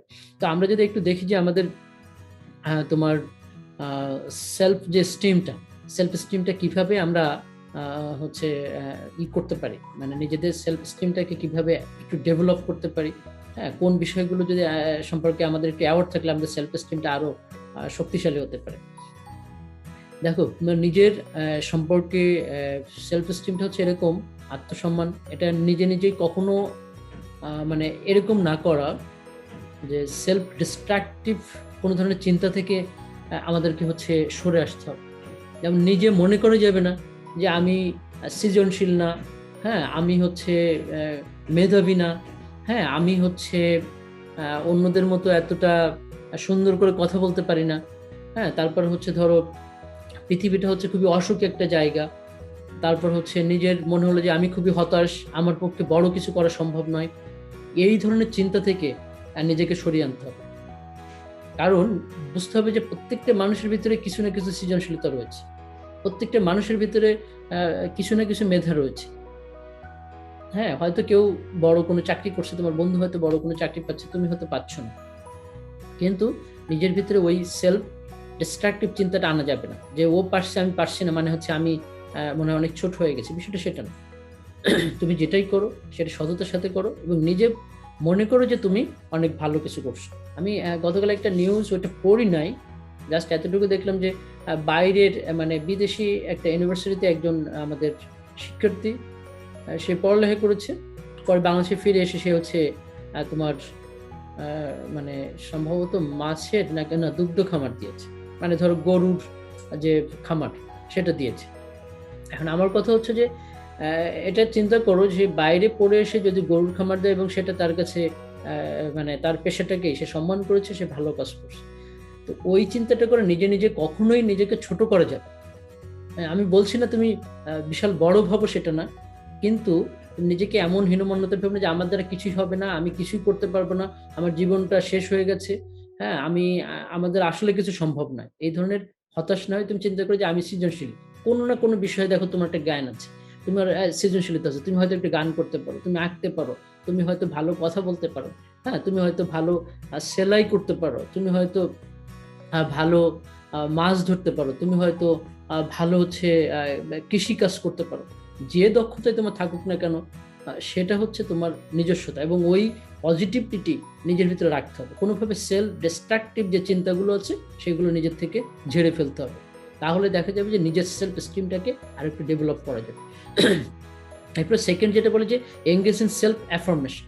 এখন সেলফ অ্যাফার্মেশনটা হচ্ছে ওইটাই, সেলফ ডিস্ট্রাকটিভ চিন্তা থেকে আমাদের সবসময় ইতিবাচকভাবে চিন্তা করতে হবে। সবসময় হচ্ছে চিন্তা করতে হবে ইতিবাচকটা কেমন, যে পৃথিবী হচ্ছে একটা সুন্দরতম জায়গা, এই সুন্দরতম জায়গায় আমাকে সুখী থাকতে হলে, আমাকে আনন্দে থাকতে হলে আমাকে কি কি করতে হবে। হ্যাঁ আমার ঠিক আছে, আমার অর্থ নাই, তাহলে আমার কম অর্থ আছে, আমি ঠিক আছে আমার অর্থ নাই বলে আমি হয়তো সুইজারল্যান্ড ঘুরতে যেতে পারছি না, যাওয়ার দরকার নেই। আমার যদি কম অর্থ থাকে তাহলে আমি সেন্ট মার্টিন ঘুরে আসি, দ্যাটস এনাফ। যদি মনে হয় যে আমি সেন্ট মার্টিন যেতে পারছি না, সমস্যা নেই, আমি জাহাঙ্গীরনগর ঘুরছি, যেখানে আছে সেইখানে ঘুরি, আমি আমার গ্রাম রয়েছে, গ্রামের ভিতরে আমি সৌন্দর্যটা খুঁজি, সেইখানে থাকি, সেটাও সমস্যা নেই। কিন্তু চিন্তা করতে হবে যে পৃথিবীটা হচ্ছে একটা মানে সুখের একটা জায়গা, হ্যাঁ যেখানে কোনোভাবেই নিজেকে আসলে ছোট করা যাবে না। এবং তুমি যে কাজগুলো তোমার জন্য ইতিবাচক হয়, পজিটিভ হয়, সেই কাজগুলোই করো, যে কাজগুলো দিয়ে তুমি তোমার মানে নিজের কাছেই মনে হয় যে না এই কাজগুলো আমি সুন্দর করতে পারছি, সেই কাজগুলো তুমি করো। সেই কাজগুলো তোমাকে দেখবে যে আনন্দ দিচ্ছে, হ্যাঁ সেই কাজগুলো তোমার নিজের যে কনফিডেন্স লেভেলটা সেটা কিন্তু আরো বাড়িয়ে দিচ্ছে। আমি এই জন্য বলছি যে নিজের সেলফ যে তোমার সেলফ যে স্টিমটা, সেটা যখন তুমি ডেভেলপ করতে পারবে তখন তোমার কিন্তু একটা আগ্রহ তৈরি হবে আর সামনের দিকে যাওয়ার জন্য। আমি জানি না তোমাদের ভিতরে এরকম আছে কিনা, কিন্তু অনেকগুলো ব্যাচে কিন্তু এরকম পাওয়া যায় যারা হচ্ছে এখন থেকেই দুই একজন নানা ধরনের ছোট ছোট ব্যবসায় যুক্ত হচ্ছে। তারা কি করছে, ছোট্ট করে হয়তো একদম স্বল্প পরিসরে তারা কাজগুলো করছে, হয়তো একটা সময় তাদের চিন্তা আছে যে এখান থেকে বড় কিছু করার, বা হয়তো দেখা যাচ্ছে যে লেখাপড়া শেষ করে তারা হয়তো বড় কিছু করবেও। তো আমার কথা হচ্ছে ওইটাই যে সবসময় ইতিবাচক যে জায়গাগুলো আছে, ইতিবাচক যে কাজগুলো আছে, তুমি সেই কাজগুলো করো। হ্যাঁ তুমি ধরো এরকম চিন্তা করো না যেটা তুমি আসলে পারছো না, সেই চিন্তাটা বাদ দিয়ে তুমি যেটা পারছো, তোমার পক্ষে যেটা ক্যাপেবল, সেই কাজটা তুমি সুন্দর করে করো। তোমার পক্ষে যদি মনে হয় তুমি টিভি সাংবাদিকতা করতে তোমার ভালো লাগবে, ঠিক আছে তুমি টিভি সাংবাদিকতার জন্য নিজেকে প্রস্তুত করো। তোমার যদি মনে হয় যে না টিভিতে আমি সুন্দর করে কথা বলতে পারি না, সরাসরি কথা বলতে পারছি না, আমার উচ্চারণের সমস্যা আছে, ঠিক আছে সমস্যা নাই, তুমি পত্রিকার জন্য নিজেকে প্রস্তুত করো। তোমার যেটা ভালো দিক আছে, তুমি যে কাজগুলো ভালো পারো সেগুলো করো। তোমার সুন্দর গল্প লিখতে পারো, তুমি গল্প লেখো, তুমি কবিতা লিখতে পারো, তুমি কবিতা লেখো। হ্যাঁ তোমাকে যে সবসময় মানে সাংবাদিকই হতে হবে সেটা না, তুমি হয়তো একজন উপন্যাসিক হতে পারো। তোমার যেটা ভালো লাগবে, যে জিনিসটা তোমার পজিটিভ রয়েছে, সেই জিনিসটার দিকেই সবসময় থাকার চেষ্টা করো। তাহলে দেখবে যে নিজের যে সেলফ স্টিমটা সেটা আরো ডেভেলপ হবে।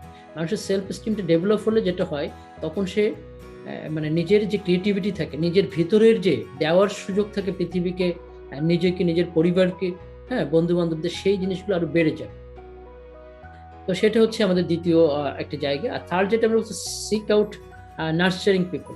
তোমার চেষ্টা করতে হবে যে এমন ব্যক্তিদের সাথে মেশা, হ্যাঁ, এমন ব্যক্তিদেরকে খুঁজে বের করা যারা সাধারণত কি করবে, মানে তোমাকে অনুপ্রেরণা দেয়, হ্যাঁ, তোমাকে নানাভাবে ইতিবাচকভাবে তোমাকে পরামর্শ দেয়। তোমাকে হয়তো তুমি কোনো একটা বিষয় নিয়ে খুবই চিন্তিত হয়ে পড়েছো, সিদ্ধান্ত নিতে পারছো না, তখন তুমি তাদের সাথে ডিসকাস করলে তারা তোমাকে সান্ত্বনা দিচ্ছে বা বলছে এইভাবে কাজ করা যায়, এইগুলো করতে পারো। এই যে নানা ধরনের ইতিবাচক বিষয়গুলো নিয়ে যারা কথা বলেন, সেই পিপুলদেরকে বা সেই মানুষগুলো যারা তোমার কাছে রয়েছে, যাদের সাথে যোগাযোগ রয়েছে, তাদের সাথে কথা বলে মানে যোগাযোগ রক্ষা করা এবং নানা ধরনের পরামর্শ নেওয়া। বিভিন্ন সময় দেখছি এই মানুষগুলোর সাথে তুমি বেশি মিশবে, এই মানুষগুলোর সঙ্গেই তোমার যোগাযোগটা রক্ষা করবে। তাহলে কি হবে, তারা তোমাকে এনকারেজ করবে যে না তুমি এই কাজটা করো, এটা ভালো হবে, এটা আমি অ্যাপ্রিসিয়েট করছি। হ্যাঁ, তুমি বিশ্ববিদ্যালয়ে পড়ো তো কি হয়েছে, তুমি পাশাপাশি অন্য কোনো কাজ করতে হবে, সেটা ছোট হোক বড় হোক সেটা কোনো ম্যাটার না, তুমি করো, এটা খুবই ইতিবাচকভাবে তারা দেখবে। তোমার কাজকে যারা পজিটিভলি মানে তুলে ধরছে, ইতিবাচকভাবে তোমাকে প্রেজেন্ট করছে, তোমাকে এনকারেজ করে, তোমাকে সাহস দেয়, হ্যাঁ, বিপদ আপদে তোমাকে নানাভাবে সহযোগিতা করার চেষ্টা করে, সেই মানুষগুলোকেই কি করতে হবে, সেই মানুষগুলোকে তোমার জীবনের তোমার সঙ্গে যোগাযোগের যে সম্পর্কটা, সেই সম্পর্কটা আরো শক্তিশালী করতে হবে, তাদের কাছে পরামর্শ নিতে হবে, বিভিন্ন সময় তাদের সাথে যোগাযোগ করতে হবে। তাহলে দেখা যাবে তোমার সেলফ স্টিমটা আরো ডেভেলপ হচ্ছে। আর লাস্ট যেটা, সেটা আমরা বলছি যে এমন কিছু প্রজেক্ট মানে কাজ করা, যেটা আমরা আগেও বলেছি, যে কাজগুলোতে তুমি সবসময় সাকসিড হও, হ্যাঁ, তুমি সবসময় সফল হয়েছো, তোমার মনে হয়েছে যে তুমি হচ্ছে যে ফিচার লিখতে তোমার খুব ভালো লাগে, এটা তোমার মনে হয়েছে যে হ্যাঁ আমি এই কাজটা খুব ভালো পারি। কারো মনে হয়েছে যে না আমার আর্ট করতে ভালো লাগে, আমি আর্টটাতে খুব ভালো পারি, তাহলে তুমি সেটা করো। কারো মনে হচ্ছে না আমি ছবি তুলতে আমার খুব ভালো লাগে এবং এটাতে আমার মনে হচ্ছে যে আমি ভালো ছবি তুলতে পারি, তুমি সেই কাজটাই করো। তাহলে কি হবে, তোমার জীবনের জন্য যেগুলো ইতিবাচক রয়েছে সেই কাজগুলো যখন তুমি করবে, তখন স্বাভাবিকভাবে দেখা যাবে যে তোমার ভিতরে এক ধরনের মানে সেলফ স্টিম সেটা ডেভেলপ করেছে, এবং তোমার সেলফ স্টিমটার যে র্যাঙ্ক সেটা অনেক হাই। একটা সময় তোমার এই সেলফ স্টিমটা যদি ডেভেলপ হয় এবং তোমার র্যাঙ্ক যদি হাই হয়, তাহলে তুমি দেখতে পাবে যে তোমার নিজের মানে জীবনের চিন্তা চেতনা সেটা পরিবর্তিত হয়ে যাচ্ছে, তুমি অন্যদেরকে প্রভাবিত করতে পারছো, এবং নিজের যে আত্মসম্মান বোধ সেটা এমন একটা জায়গায় নিয়ে যেতে পারছো যে অন্যরা তোমাকে রেসপেক্ট করবে। এবং আমরা মাঝে মাঝে বলি না, আমি তো অনেকগুলো নেতিবাচক উদাহরণ দিলাম, মাঝে মাঝে তো এরকমও বলি যে আমরা ওই ব্যক্তির তোমার হচ্ছে যে আত্মসম্মান বোধ সেটা দেখে আমরা সত্যি হচ্ছে বিমোহিত হয়েছি। বিমোহিত বলতে এরকম যে ধরো আমাদের আমি এই মুহূর্তে মনে করতে পারছি না, কয়েকদিন আগে আমি নিউজে দেখেছিলাম কোনো একটা দেশের মন্ত্রীরা সম্ভবত তারা হচ্ছে 3 মাসের বেতন নিচ্ছেন। হ্যাঁ, এটা একটা নিউজ হচ্ছে। তার মানে হচ্ছে যে আমরা কিন্তু কি করলাম যে তাদের আত্মসম্মান বোধ যেটা সেটা আসলে অনেক শক্তিশালী, যে তারা নিজের থেকেই তাদের এই যে বেতনটা সেই বেতনটা নিচ্ছেন না। তারা চাচ্ছেন যে জনগণ এই সময় যে ধরনের সংকটের ভিতরে যাচ্ছে, করোনার ভিতরে এক ধরনের আর্থিক দুরবস্থা সেটা আমাদের পুরো দেশ জুড়ে তৈরি হয়েছে, এবং এই পরিস্থিতিতে এই ধরনের একটা সিদ্ধান্ত সেটা কিন্তু আমরা খুবই রেসপেক্ট করছি। হ্যাঁ, তারপর অনেক সময় থাকে না যে একজন ব্যক্তি, হ্যাঁ, সেটা হচ্ছে যে মানে তার এই জিনিসটা প্রয়োজন নাই, ধরো কি হলো যে রাস্তায় হয়তো অনেকগুলো টাকা পড়ে আছে, সে টাকাটা উঠালো এবং যার টাকা তাকে ফেরত দেওয়ার একটা ব্যবস্থা করলো। তাহলে কি আমরা মনে করলাম যে না এই ব্যক্তির আত্মসম্মান বোধ রয়েছে, সে আসলে নর্মালি অন্যের টাকা বা অন্যের জিনিস সেটা সে চুরি করতে চায় না বা করে না। তো আমাদের এই পজিটিভ ইমেজটা সেটা কিন্তু তৈরি করতে হবে, এবং পজিটিভ ইমেজ যখন এটা তৈরি হবে, অন্যরা তোমার সেলফ এস্টিম সম্পর্কে যখন ভালোভাবে জানবেন, তখন কিন্তু এটা খুব গুরুত্বপূর্ণ। যেমন তোমরা আমাদের বিভাগে পড়ালেখা করছো, এর আগেও অন্যান্য জায়গায় বিভিন্ন জায়গায় পড়ালেখা করছো, এখানে তোমরা দেখবে যে সব শিক্ষক একই রকম হচ্ছেন না। কোনো শিক্ষক আছেন যিনি হয়তো তোমাকে অনেক বেশি মার্কিং করবেন, হ্যাঁ, তুমি হয়তো একটু কথাবার্তা বললে তারা খুব সফটলি সবকিছু নিয়ে তোমার মতো করেই এটা করে দিলেন, তুমি বললা আর সাথে সাথে হয়তো অনেক কিছুই হয়ে গেল। আবার অনেকে আছেন যে না, তারা কিছু স্ট্রিক্টলি যে নিয়ম থাকেন সেই নিয়মটা ফলো করার চেষ্টা করে। কোনো স্টুডেন্ট সে হয়তো 30% ক্লাস করেছে, সে বললো যে স্যার আমি 30% করেছি, কিন্তু আমাকে যদি আপনি ফুল মার্কসটা দেন তাহলে আমার জন্য ভালো হয়। দেখা যাচ্ছে সে ফুল মার্কস পেয়ে গেল একজনের কাছ থেকে। আবার আরেকজন দেখা যাচ্ছে না, সে বললো না এটা আমি কখনোই করতে পারবো না, তুমি যেটা পেয়েছো সেটাই হচ্ছে আমি তোমাকে দিতে পারবো। হ্যাঁ, তো সেটা হচ্ছে তোমার কাছে হয়তো এটা খারাপ হতে পারে, কিন্তু তার নৈতিকতার জায়গায় বা তার আদর্শের জায়গায় সে হয়তো তার সেলফ এস্টিম থেকে সেটা সে করতে পারেনি বা করতে পারছে না। তো এই জিনিসগুলো ডিফারেন্ট হয়। আমরা সবসময় আমি এটা বলছি না যে সবার কাছে গ্রহণযোগ্য হবে, সেলফ এস্টিমটা সবার কাছে গ্রহণযোগ্য এরকম না। তোমার নিজের কাছে নিজে প্রশ্ন করা এবং নিজে চিন্তা করা যে আমার সেলফ এস্টিমটা কেমন, আমার আত্মসম্মান বোধটা কেমন, কতটুকু থাকা উচিত, কতটুকু থাকা উচিত না, সেটা তুমি এইগুলো দিয়ে বিচার করতে পারবে এবং সেইভাবে নিজেকে অন্যের কাছে তুলে ধরতে পারবে। ওকে, এটা ছিল আমাদের থার্ড বিষয়, যেখানে আমরা আলোচনা করছিলাম সেলফ ইন কমিউনিকেশনের। আর আমাদের ফোর্থ যে বিষয়টি, যেটা আমাদের সর্বশেষ আলোচনা আজকের, সেটা হচ্ছে সেলফ ডিসক্লোজার। দেখো, সেলফ ডিসক্লোজার মানে হচ্ছে নিজেকে উন্মুক্ত করা, তাই না? ডিসক্লোজ করা মানে তো উন্মুক্ত করা, আত্ম উন্মোচন যদি আমরা বাংলা করি তাহলে হচ্ছে সেলফ ডিসক্লোজারে আত্ম উন্মোচন, মানে নিজেকে হচ্ছে উন্মোচিত করে দেওয়া, নিজের তথ্যগুলো, নিজের মতামতগুলো, সেগুলো হচ্ছে অন্যের কাছে প্রকাশ করা। এখন এইখানে আমরা বলবো যে সাধারণত যেটা ঘটে, মানে আত্ম উন্মোচন বলতে এটা বোঝায় যে তথ্যগুলো আমি এতদিন আসলে লুকিয়ে রেখেছিলাম, যে তথ্যগুলো অন্যরা জানতো না, সেই তথ্যগুলোই প্রচার করে দাও বা প্রকাশ করে দাও, যেটা আমার চলে যাচ্ছে ওপেন সেলফে। তো আমি যখনই কিছু ডিসক্লোজ করি, যখনই কিছু আমি উন্মোচন করি, তখন সেটা দেখাচ্ছে আমার ওপেন সেলফে চলে যাচ্ছে। এবং আমি মনে করি যে আজকের এই আলোচনার ভিতর দিয়ে তোমরা নিজেদেরকে বোঝার জন্য বা কোনো মানুষকে বোঝার জন্য যখন এই সেলফটা আঁকবে, তখন দেখবে যে এটা খুব সহজেই বুঝতে পারছে এবং বুঝতে পারবে, অনেক কিছুই অনেক সহজ হয়ে যাবে। তো এইখানে তিনটা বিষয় কিন্তু আমাদের কাজ করে এই সেলফ ডিসক্লোজারের ক্ষেত্রে। হ্যাঁ, কোন ফ্যাক্টরগুলো আসলে এই সেলফ ডিসক্লোজারে গুরুত্বপূর্ণ ভূমিকা রাখে, সেক্ষেত্রে তিনটা বিষয় রয়েছে। এখানে একটা হচ্ছে যে এখানে তোমার ইয়োর সেলফ, মানে তুমি কে, সেটা একটা বিষয়। এখানে হচ্ছে তোমার হু ইজ ইউর অডিয়েন্স, তোমার অডিয়েন্সটা কি, সেটা একটা বিষয়। আর থার্ড হচ্ছে যে দ্য টপিক, মানে মানে এখানে কোন বিষয়ের আলোচনা হচ্ছে। তো এই তিনটা বিষয় কিন্তু খুব ইম্পর্টেন্ট। এই তিনটা বিষয়ের উপরে আসলে ডিপেন্ড করছে যে আমার সেলফ ডিসক্লোজারটা কেমন হবে। যেমন তুমি কেমন ব্যক্তি, তাই না? প্রথমটা হচ্ছে সেটা। তুমি যদি এরকম ব্যক্তি হও যে তুমি খুবই ইন্ট্রোভার্ট টাইপ, তাহলে তুমি অনেক কিছু বলবে না, তুমি হয়তো অনেক বেশি উন্মুক্ত অন্যদের তুলনায়।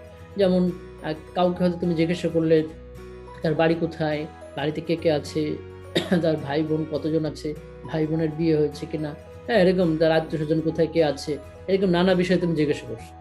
হ্যাঁ, হয়তো কেউ খুব খোলা মনে সে যদি বলে তাহলে হয়তো সবগুলো প্রশ্নের উত্তর দিচ্ছে। আবার দুই একজন আছে যে না, এত কিছু জিজ্ঞাসা করছে, তুমি হয়তো তাকে থামিয়ে দিলে, বলে যে আপনি এত কিছু জিজ্ঞাসা করছেন, আমার এখন সময় নেই কথা বলো। তা আমরা যেটা বলেছিলাম প্রথমটা হচ্ছে যে আসলে কোন ধরনের ব্যক্তি তুমি। তুমি যদি অনেক বেশি ইন্ট্রোভার্ট হও, তাহলে তোমার অনেক তথ্য তুমি আসলে প্রচার করবে না, প্রকাশ করবে না।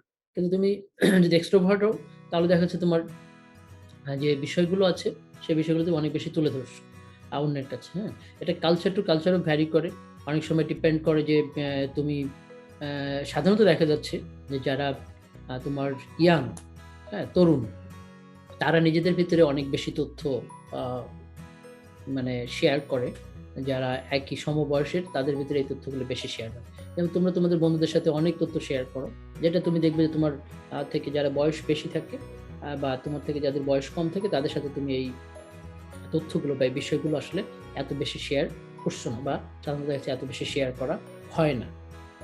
একইভাবে তোমরা যদি খেয়াল করো যে দেখা যাচ্ছে যে মানে আমাদের ছেলেদের তুলনায় মেয়েরা অনেক বেশি তথ্য শেয়ার করে নিজেদের ভিতরে। হ্যাঁ, এটা আমি বলছি না, এটা হচ্ছে গবেষণায় বলছে যে নারীদের যে তথ্য শেয়ার করার প্রবণতা বা পরিমাণ নিজেদের ভেতরে, সেটা হচ্ছে পুরুষের তুলনায় বেশি হয়। যেমন দেখা যাচ্ছে অনেকেই অনেক তথ্য জানে, যেমন তোমার একজন বান্ধবী হয়তো অন্য আরেকজন বান্ধবীর একদম বাড়িতে প্রতিদিন কি ঘটছে না ঘটছে, হ্যাঁ তার মায়ের সঙ্গে তার মনোমালিন্য হয়েছে কি না হয়েছে, বাড়িতে কি ঘটনা ঘটছে না ঘটছে, এরকম অনেক কিছু শেয়ার করেন। কিন্তু ছেলেদের ভিতরে দেখা যাচ্ছে যে ছেলেরা অনেক তথ্য থাকে, সেই তথ্যগুলো শেয়ার করছে না। আর বয়স তো একটা ফ্যাক্টর থাকেই প্রত্যেকটা ক্ষেত্রে। আবার দেখা যাচ্ছে তোমার সোসাইটি টু সোসাইটি ভ্যারি করে। আমি যেমন এর আগে বলেছিলাম যে জাপানিজ যারা আছেন, জাপানিজরা কিন্তু অনেক বেশি ইন্ট্রোভার্ট টাইপ। তারা তাদের তথ্যগুলো সাধারণত বাইরে অত প্রকাশ করে না। আবার বলা হচ্ছে যে ইউএসএ বা ওয়েস্টে যারা আছে তারা অনেক বেশি এক্সট্রোভার্ট। তারা হচ্ছে নিজেদের অনেক তথ্যই, দেশের তথ্য, অনেক তথ্যই তারা অনেক বেশি প্রচার বা প্রকাশ করে। এখানে নির্ভর করছে যে প্রথমত তোমাদের যারা এই ব্যক্তি, যে ব্যক্তি, সেই ব্যক্তি কোন ধরনের চিন্তার লোক। সে যদি অনেক বেশি উন্মুক্ত মন মানসিকতার হয় তাহলে সে অনেক কিছু বলে ফেলবে। আবার যদি সে উন্মুক্ত ওইভাবে না হয়, একটু রিজিড হয়, তাহলে সে অনেক কিছু বলবে না। হ্যাঁ, ধর্মীয় অনেক বিষয়ে কথা বলবে না, তার পরিবারের অনেক সংস্কৃতি কালচার সেগুলো নিয়ে বলবে না। হ্যাঁ, তার এলাকার নানা ধরনের ট্রেন্ড বা বিষয় থেকে সেগুলো নিয়ে বলবে না। এরকম অনেকগুলো বিষয় থেকে সে এইগুলো বলছে না। আবার অনেকে আছে যে এলাকার অনেকগুলো বিষয় আছে যেগুলো বিষয় সে অহরহ বলে ফেলছে। হ্যাঁ, তার ভিতরে ওরকম কোনো দ্বিধাদ্বন্দ্ব নাই। আর সেকেন্ড আমি যেটা বলেছিলাম যে তোমার লিসেনারকে, এটা কিন্তু খুবই গুরুত্বপূর্ণ। এইখানেও এজটা ফ্যাক্টর। যে তোমার যদি খুব কাছের বন্ধু হয়, তার সাথে তুমি যে পরিমাণ তথ্য শেয়ার করবে, এইটা তো তোমার ধরো নতুন কারোর সাথে আজকে পরিচয় হলো, তার সাথে বসেই তো তুমি মানে অনেক তথ্য শেয়ার করবে। যে তথ্য তুমি তোমার কাছের বন্ধুর কাছে শেয়ার করো, এটা ডিপেন্ড করে ধরো যে তাদের সম্পর্কটা কতটা বিশ্বস্তের। হ্যাঁ, একজন আরেকজনকে কতটা বিশ্বাস করেন, কতটা আস্থা রাখেন, সেই বিশ্বাস আস্থার উপর ডিপেন্ড করে কিন্তু তোমার হচ্ছে এই মানে ডিসক্লোজার কম বেশি হয়। হ্যাঁ, তথ্যের যে ডিসক্লোজার সেটা কম বেশি হয়। তোমরা এটা খেয়াল করে দেখবে, তোমরা সবাই বন্ধু, একসাথে পড়ছো, এর ভিতরে কারোর সাথে তোমার খুব ইন্টিমেট সম্পর্ক, কার সাথে হচ্ছে যে একটু ইন্টিমেসি কম। তো এই যে ইন্টিমেট সম্পর্ক যার সাথে রয়েছে বা খুব বেশি ইন্টিমেসি রয়েছে, তার কাছে তুমি অনেক তথ্য বলতে পারো। হয়তো দেখছো তোমার অর্থের সংকট আছে, সেটা বলছো। তোমার পরিবারে কেউ অসুস্থ রয়েছে, সেটাও তুমি জানাচ্ছ। এদের সবাইকে তুমি জানাচ্ছ। তার মানে হচ্ছে যে আমাদের সম্পর্কের উপর ডিপেন্ড করে এবং বিশ্বাসের উপর ডিপেন্ড করেও কিন্তু লিসেনারকে, সেটা অনেকটা গুরুত্বপূর্ণ। যেমন আমার সঙ্গে তোমাদের অনেক সমস্যা তুমি শেয়ার করো না, তুমি জানো যে স্যারের সঙ্গে এই সমস্যাগুলো আমি শেয়ার করবো কি করবো না। আবার হচ্ছে তুমি দেখা যায় তোমাদের বন্ধুর সাথে এটা শেয়ার করছো, তোমার পরিবারের সমস্যা বা অন্য কোনো সমস্যা থাকে। তাহলে সম্পর্কটাও যেমন ফ্যাক্টর, পাশাপাশি তোমার লিসেনার আসলেই কে, তার উপর ডিপেন্ড করে কিন্তু তুমি অনেক কিছুই বলছো। যেমন আমি যদি ক্লাসে না থাকি, তখন যদি এমন হয় যে তোমাদেরকে বললাম তোমরা তোমাদের মতো করে কথা বলো, তখন কি হবে? তোমরা যে এত কথা রয়েছে তোমাদের মনের ভিতরে, দেখবে যে অনেক কথা তোমরা সেগুলো বন্ধুদের সাথে বলছো।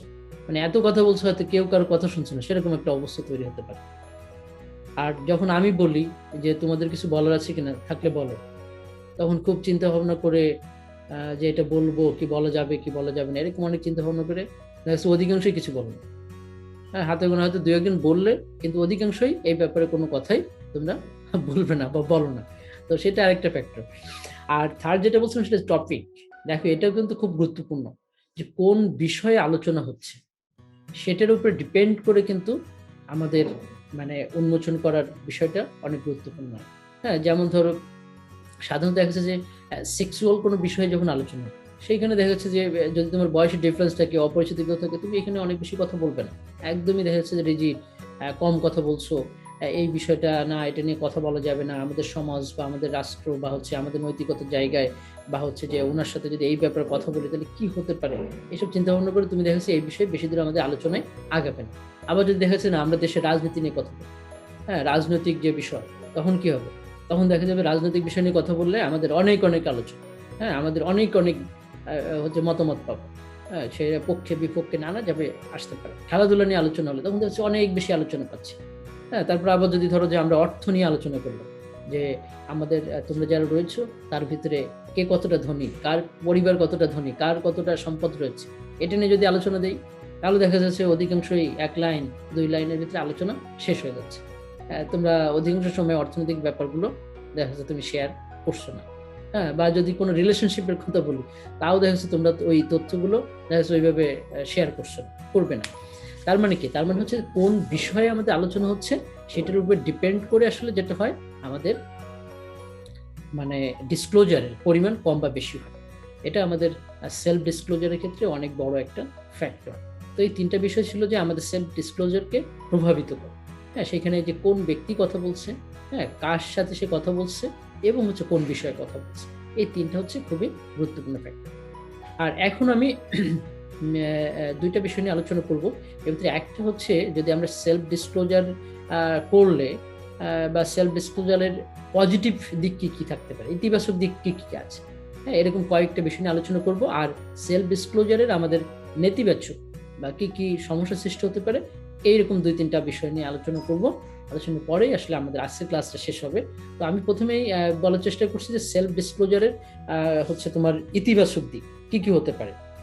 সেলফ ডিসক্লোজারের ইতিবাচক দিকের ক্ষেত্রে প্রথম যেটা বলবো সেটা হচ্ছে সেলফ নলেজ। হ্যাঁ, সেলফ নলেজ। তো সেলফ নলেজটা আসলে কি? দেখা যাচ্ছে তুমি যখন নিজে কথা বলবে তখন অন্যরাও কি করবে, তার যতটুকু জানা আছে সে ওই বিষয়ে কথা বলবে। কথা বলার পরে আমরা দেখা যাচ্ছে যে আরো নতুন কিছু হয়তো তুমি জানতে পারবে। হ্যাঁ, যেমন আজকে যদি আমরা এমন একটা বিষয় হয় যে আমরা হচ্ছে তোমার খেলা নিয়ে আলোচনা শুরু করলাম। হ্যাঁ, তো খেলা নিয়ে আলোচনা শুরু করলে কি হলো, আমি খেলা নিয়ে যতটুকু জানলাম সেটা বললাম। আবার তোমরা যারা এই বিষয়ে আরো ভালো জানো, আরো নতুন নতুন তথ্য রয়েছে, তোমরা হয়তো সেগুলো তুলে ধরলে। তাহলে কি হবে, আমাদের একটা খেলা সম্পর্কিত যে জ্ঞানটা, সেটা নতুন যে জ্ঞান, সেই জ্ঞানটা আমরা আবার সৃষ্টি করতে পারবো, নতুন কিছু জানতে পারলাম, যেটা নর্মালি দেখা যাচ্ছে সবসময় এটা জানা কিন্তু সম্ভব হয় না। তো যেটা হয় যে সেলফ ডিসক্লোজারের পরে আমাদের নতুন নতুন তথ্য জানা সম্ভব হয়। হ্যাঁ, ধরো আমরা ট্যুরে বেড়াতে যেতে চাই, ধরো সিলেটে যেতে চাই, হ্যাঁ শ্রীমঙ্গলে যেতে চাই। এখন দেখা যাচ্ছে এটা নিয়ে আমরা আলোচনা শুরু করবো। এখন যারা সিলেটে গেছে ইতিমধ্যে, আর যারা সিলেটের যদি কেউ থেকে থাকে আমাদের মধ্যে, তাহলে কি হবে, সে হয়তো নতুন কিছু তথ্য দিতে পারবে। সেটা কি হবে, আমাদের জ্ঞানকে সমৃদ্ধ করবে, আমাদের জানাকে সমৃদ্ধ করবে। তো নতুন নতুন জ্ঞান জানা সম্ভব হবে। এটা হচ্ছে প্রথম। আর এরপর হচ্ছে যে সেকেন্ড যদি বলি, সেটা হচ্ছে কপিং অ্যাবিলিটিস। কপিং অ্যাবিলিটিসটা কি? কপিং অ্যাবিলিটিসটা এখানে নেতিবাচকভাবে নেওয়া যাবে না। কপি মানে নকল করা, এখানে নকল নয়, এখানে আমরা অনুকরণও বলছি। কিন্তু কপিং অ্যাবিলিটিসটা কি, যখন আমরা কথা বলি, যখন আলোচনা করি, তখন কিন্তু এক একজন এক একটা বিষয় চিন্তা করে, নতুন নতুনভাবে ভিন্ন আঙ্গিকে বা ভিন্নভাবে চিন্তা করার চেষ্টা করে, তাই না? এক একজনের চিন্তা এক এক রকম হতে পারে। তো যেমন আমরা হয়তো এখন চিন্তা করছি যে আমাদের যে ক্লাসটা, হ্যাঁ বা আমাদের যে অ্যাসাইনমেন্টটা আমরা কিভাবে নিব, বা তোমাদের টিউটোরিয়াল মার্কসটা কিভাবে দেব। এখন আমি তোমাদেরকে যেমন আজকে বললাম যে আমি তোমাদের অ্যাসাইনমেন্ট নিব, হ্যাঁ আমি মাঝে হতে পারে যে আমি তোমাদের প্রেজেন্টেশন নিলাম, হতে পারে যে আমি তোমাদের ভাইবা নিলাম। এভাবেও হচ্ছে আমরা কি করতে পারি, তোমাদের জাজমেন্টটা করতে পারি। একটা হচ্ছে শুধু অ্যাসাইনমেন্ট আমি নিলাম, তখন দেখা যাচ্ছে যে তুমি কোথা থেকে লিখেছো, তুমি নিজে লিখেছো কি না লিখেছো তাও হয়তো আবার বোঝার উপায় থাকে না। হ্যাঁ, তুমি লিখেছো সেটা আমি কিভাবে বুঝবো, এই আলোচনাটা তুমি করেছো পুরোটা, সেটা আমি কিভাবে বুঝবো, সেটা আমার বোঝার বা আলোচনা করার সুযোগ থাকে না। হ্যাঁ, তো সেই জায়গায় এটা কিভাবে একটা ফ্রুটফুল একটা অ্যাসাইনমেন্ট করা যায়। যেমন আগে টিউটোরিয়াল পরীক্ষা হতো, আমি পরীক্ষার হলে গার্ড দিচ্ছি, তোমরা পরীক্ষা দিচ্ছ, তার মানে আমি দেখতে পাচ্ছি যে তোমরা কেউ কাউকে দেখছো না, নিজের মতো করে নিজে যতটুকু বুঝতে পেরেছো সেটাই তুমি খাতায় লেখার চেষ্টা করছো। তো সেই জায়গায় একটা জাজমেন্ট থাকে এবং সেটা আমি মানে নিজের কাছে ক্লিয়ার হল। এখন যেটা হচ্ছে যে আমি অ্যাসাইনমেন্ট দিলাম, অ্যাসাইনমেন্ট দিয়ে আমি হয়তো শুধু অ্যাসাইনমেন্টের উপর মার্কিং করলাম, তখন কি হবে, আমি ওইটা আর দেখার সুযোগ থাকলো না, এটা তুমি লিখেছো কি লেখো নাই, হ্যাঁ বা অন্য একজন লিখে দিল কিনা, তোমার ভাই বোন কেউ লিখেছে কিনা, হ্যাঁ বা তোমার পরিচিত কেউ লিখেছে কিনা, বা তোমার যদি সিনিয়র কোনো মানে শুভাকাঙ্ক্ষী থেকে থাকে, তারা তোমার অ্যাসাইনমেন্টটি করে দিয়েছে কিনা। তো সেই বিষয়গুলো কিন্তু আমরা দেখতে পাচ্ছি না। তো এইখানে বলা হচ্ছে যে আমরা একটা আলোচনার ভিত্তিতে কি হলো, আমাদের কপিং অ্যাবিলিটিস বলতে আমরা একটা ভালো সিদ্ধান্তে আসলাম, এই সিদ্ধান্তটা এরকম হতে পারে। আবার কি হলো, আমি যখন এই সিদ্ধান্তের ব্যাপারটা অন্য শিক্ষকদের সাথে শেয়ার করছি, তারাও দেখলেন যে না এইটা তো খুব ভালো, এটা একটা ভালো আইডিয়া, ভালো চিন্তা, এইভাবে করলে কাজটা তো ভালো হয়, তখন উনিও ওনার কোর্সে এটা হয়তো ইমপ্লিমেন্ট করলেন। তো এটাকে আমরা বলছি কপিং অ্যাবিলিটিস, মানে তোমার চিন্তার ক্ষেত্রটা একটা নতুন পরিবর্তন আসতে পারে, নতুন কিছু সৃষ্টি হতে পারে, আবার তোমার চিন্তাটা অন্যকেও প্রভাবিত করতে পারে। তো সেই জন্য বলা হচ্ছে যে যখন তুমি ডিসক্লোজ করবে, মতামত দিবে, তখন কিন্তু একটা ভিন্নভাবে এটার নানা ধরনের আলোচনা চলে আসতে পারে। যেমন একটা ভালো কিছু চলে, সেটাকে আমরা বলছি কপিং অ্যাবিলিটিসটা সেটা বৃদ্ধি পায়। হ্যাঁ, অন্যের মতো করে চিন্তা করে, যে অন্যের ভালো দিকগুলো নিয়ে নিজের মতো করে চিন্তা করার সুযোগ কিন্তু সেখানে চলে আসে। আর থার্ড যেটা আমরা বলছি সেটা হচ্ছে কমিউনিকেশন এফিসিয়েন্সি। তুমি দেখো, তুমি যখন অন্যের সাথে কথা বলবে, যত বেশি ডিসক্লোজারে যুক্ত হবে, তোমার কিন্তু মানে কমিউনিকেশন ক্যাপাবিলিটি যেটা, সেটা বৃদ্ধি পাবে। হ্যাঁ, তুমি তোমার সমস্যাগুলো ডিফাইন করে নিজের ভিতরে, যেমন আমরা হয়তো এখানে পড়বো না, এর পরের কোনো একটা ইয়ারে তোমরা পড়বে, কমিউনিকেশন অ্যাপ্রিহেনশন, যোগাযোগের সংখ্যা। এটা কিন্তু অসাধারণ একটা বিষয়, আমরা হয়তো অনেকেই জানি না। ভালো হচ্ছে যে কমিউনিকেশন অ্যাপ্রিহেনশনটা এরকম যে একজন ব্যক্তির ভিতরে যোগাযোগ করার সময় এই সংখ্যাটা থাকবেই। এটাকে যদি এখন বারাক ওবামা খুব ভালো বক্তব্য দেন, তারপরেও ওনার কিন্তু কমিউনিকেশন অ্যাপ্রিহেনশন আছে। তোমার ভিতরে যেমন আছে তার ভিতরেও আছে, কিন্তু দেখা যাচ্ছে যে তোমার ভিতরে হয়তো এটা 90% অ্যাপ্রিহেনশন কাজ করে কথা বলার সময়, তুমি ভয় পাও। ওনার ভিতরে দেখা যাচ্ছে এই অ্যাপ্রিহেনশনটা থাকে হয়তো 10%, কিন্তু কখনো এটা জিরো হবে না। আমাদের যোগাযোগের ক্ষেত্রে নয়েজ যেমন থাকে, ঠিক একইভাবে হচ্ছে প্রত্যেকটা ব্যক্তির ভিতরেই যোগাযোগের যে সংখ্যা বা কমিউনিকেশন অ্যাপ্রিহেনশন সেটা কিন্তু থাকেই। কেউ হচ্ছে যোগাযোগের সংখ্যা 0%-এ নিয়ে আসতে পারবে না, কিন্তু আমরা বলি যে এটাকে কমিয়ে যতটা আনা যাবে ততই বেশি তার যোগাযোগটা আরো ফ্রুটফুল হবে। ঠিক একইভাবে তুমি যত বেশি হচ্ছে সেলফ ডিসক্লোজ করবে, অন্যের সাথে যোগাযোগে যুক্ত হবে, ততই তোমার কমিউনিকেশন এফিসিয়েন্সিটা সেটা কিন্তু বৃদ্ধি পাবে। কমিউনিকেশন এফিসিয়েন্সি বৃদ্ধি পেলে যেটা হবে, তোমার কমিউনিকেশন নেটওয়ার্ক বৃদ্ধি পাবে। কমিউনিকেশন নেটওয়ার্ক বৃদ্ধি পাবে, আমরা মনে করি যে কমিউনিকেশন নেটওয়ার্ক যত বৃদ্ধি পাবে সেটা তোমার হচ্ছে এক ধরনের মানে সম্পদ। হ্যাঁ, যোগাযোগ নেটওয়ার্কটাকে কিন্তু এখন সম্পদের সাথে তুলনা করা হয়। তো এটা অনেক শক্তিশালী একটা বিষয়। যখন তোমরা কমিউনিকেশন নেটওয়ার্ক পড়বে তখন আরো ডিটেল জানতে পারবে। আর আমরা লাস্ট যেটা বলছি সেটা হচ্ছে যে মানে তোমার রিলেশনাল যে ডেপথ, দেখো যত বেশি তুমি সেলফ ডিসক্লোজ করবে, অন্যের সাথে যুক্ত হবে, তখন কি হবে, তখন তোমাদের সম্পর্কের যে গভীরতা সেটা কিন্তু আরো বৃদ্ধি পাবে। হ্যাঁ, নতুন নতুন মানুষের সাথে তোমার কি হতে পারে, যে নতুন বন্ধু যারা রয়েছে তার সাথে যখন তুমি অনেক কিছু ডিসক্লোজ করছো, তার সাথে এক ধরনের একটা স্ট্রং বা শক্তিশালী সম্পর্ক তৈরি হয়। তো সেটাও একটা গুরুত্বপূর্ণ দিক। আর এখন যদি আমরা একটু দেখার চেষ্টা করি যে আমাদের এই পজিটিভ দিক যেমন থাকবে, পাশাপাশি আমাদের নেতিবাচক দিক কি কি হতে পারে। নেতিবাচক দিকের ক্ষেত্রে আমরা প্রথম যেটা বলবো মানে সেটা হচ্ছে যে ম্যাটেরিয়াল লস। আমরা বলছি যে অনেক সময় হতে পারে তুমি তোমার মানে সম্পদের কথা বা গোপন কোনো তথ্য তুমি দিয়ে দিলে, তাতে কি তোমার অনেক বড় ক্ষতি হতে পারে। ক্ষতিটা কেমন, দেখা যাচ্ছে তুমি কাউকে তোমার ফেসবুকের পাসওয়ার্ড দিয়ে দিলে, তখন কি করলে সে হচ্ছে তোমার ফেসবুকটা ব্যবহার করে তোমার বন্ধুদের কাছে টাকা পয়সা চাইলো। এখন ইদানিং যেমন হয় যে বিকাশে টাকা পয়সা চায়, বলে যে আমাকে টাকা দেন, আমাকে টাকা দিতে পারবেন কিনা, আমাদের কোনো সমস্যা আছে কিনা। হ্যাঁ, তো দেখা যাচ্ছে যে সেই সমস্যা আছে কিনা বা সেই প্রবলেমগুলো আছে কিনা এটা দেখার ক্ষেত্রে কি হয়, অনেক সময় অর্থনৈতিক ক্ষতির সম্মুখীন কিন্তু আমরা মানে হই। আবার অনেকে আছে যে তুমি তাকে হচ্ছে তার তোমার ব্যাংকের যে পাসওয়ার্ড সেটা তাকে দিয়ে দিলে, যে তোমার কার্ডের পাসওয়ার্ড দিলে একজনকে, সে কি করলো, তোমার ব্যাংকে টাকা পয়সা সব মানে হাওয়া করে দিল। আবার অনেক সময় থাকে যে দেখো তুমি কারোর সঙ্গে তোমার গোপন একটা কিছু শেয়ার করবে, খুবই গোপন একটা কিছু শেয়ার করবে, সে ওটাকে পুঁজি করে কি করলো, দেখা যাচ্ছে তোমাকে ব্ল্যাকমেইল করলো। হ্যাঁ, যে এটা না বললে তো তোমার এই গোপন কোনো কিছু সেটা আমরা প্রচার বা প্রকাশ করে দেব। তো সেক্ষেত্রেও কিন্তু একটা ম্যাটেরিয়াল লস হতে পারে।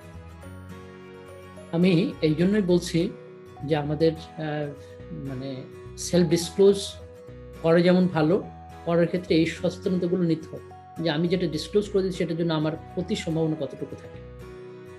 হ্যাঁ, এটা একটা। আরেকটা হচ্ছে যে আমাদের হচ্ছে যে সোশ্যাল এবং হচ্ছে তোমার পার্সোনাল এবং সোশ্যাল রিজেকশন।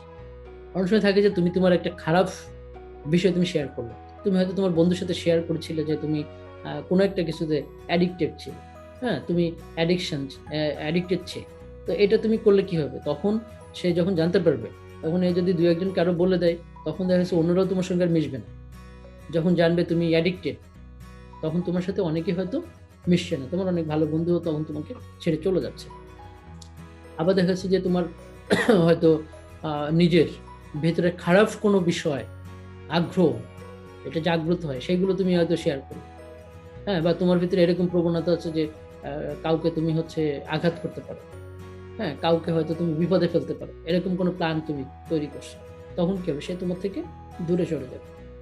তো সেটা হচ্ছে মানে সে সময় এক ধরনের রিজেকশন তৈরি হবে। সেই রিজেকশনটাও কিন্তু আমাদের দেখা যাচ্ছে যে আমাদের উপরে একটা বড় ধরনের প্রভাব বিস্তার করে।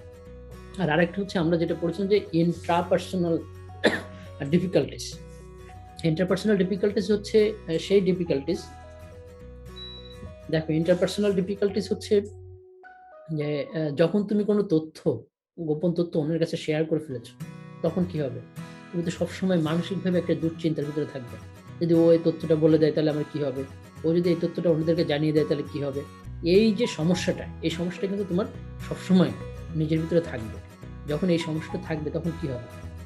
তুমি এক ধরনের মানসিক মানে বিষাদগ্রস্ত হয়ে পড়তে পারো, মানসিকভাবে এক ধরনের প্রেশারের ভিতরে থাকতে পারো।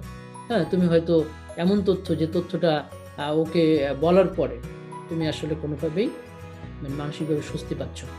তুমি এক ধরনের মানে প্রেশার অনুভব করছো। এরকম নানা ধরনের প্রেশারের সৃষ্টি হতে পারে। তার মানে আমি বলতে চাচ্ছি যে আমাদের এই যে সেলফ ডিসক্লোজার করার ফলেও কিন্তু কিছু সমস্যা তৈরি হতে পারে।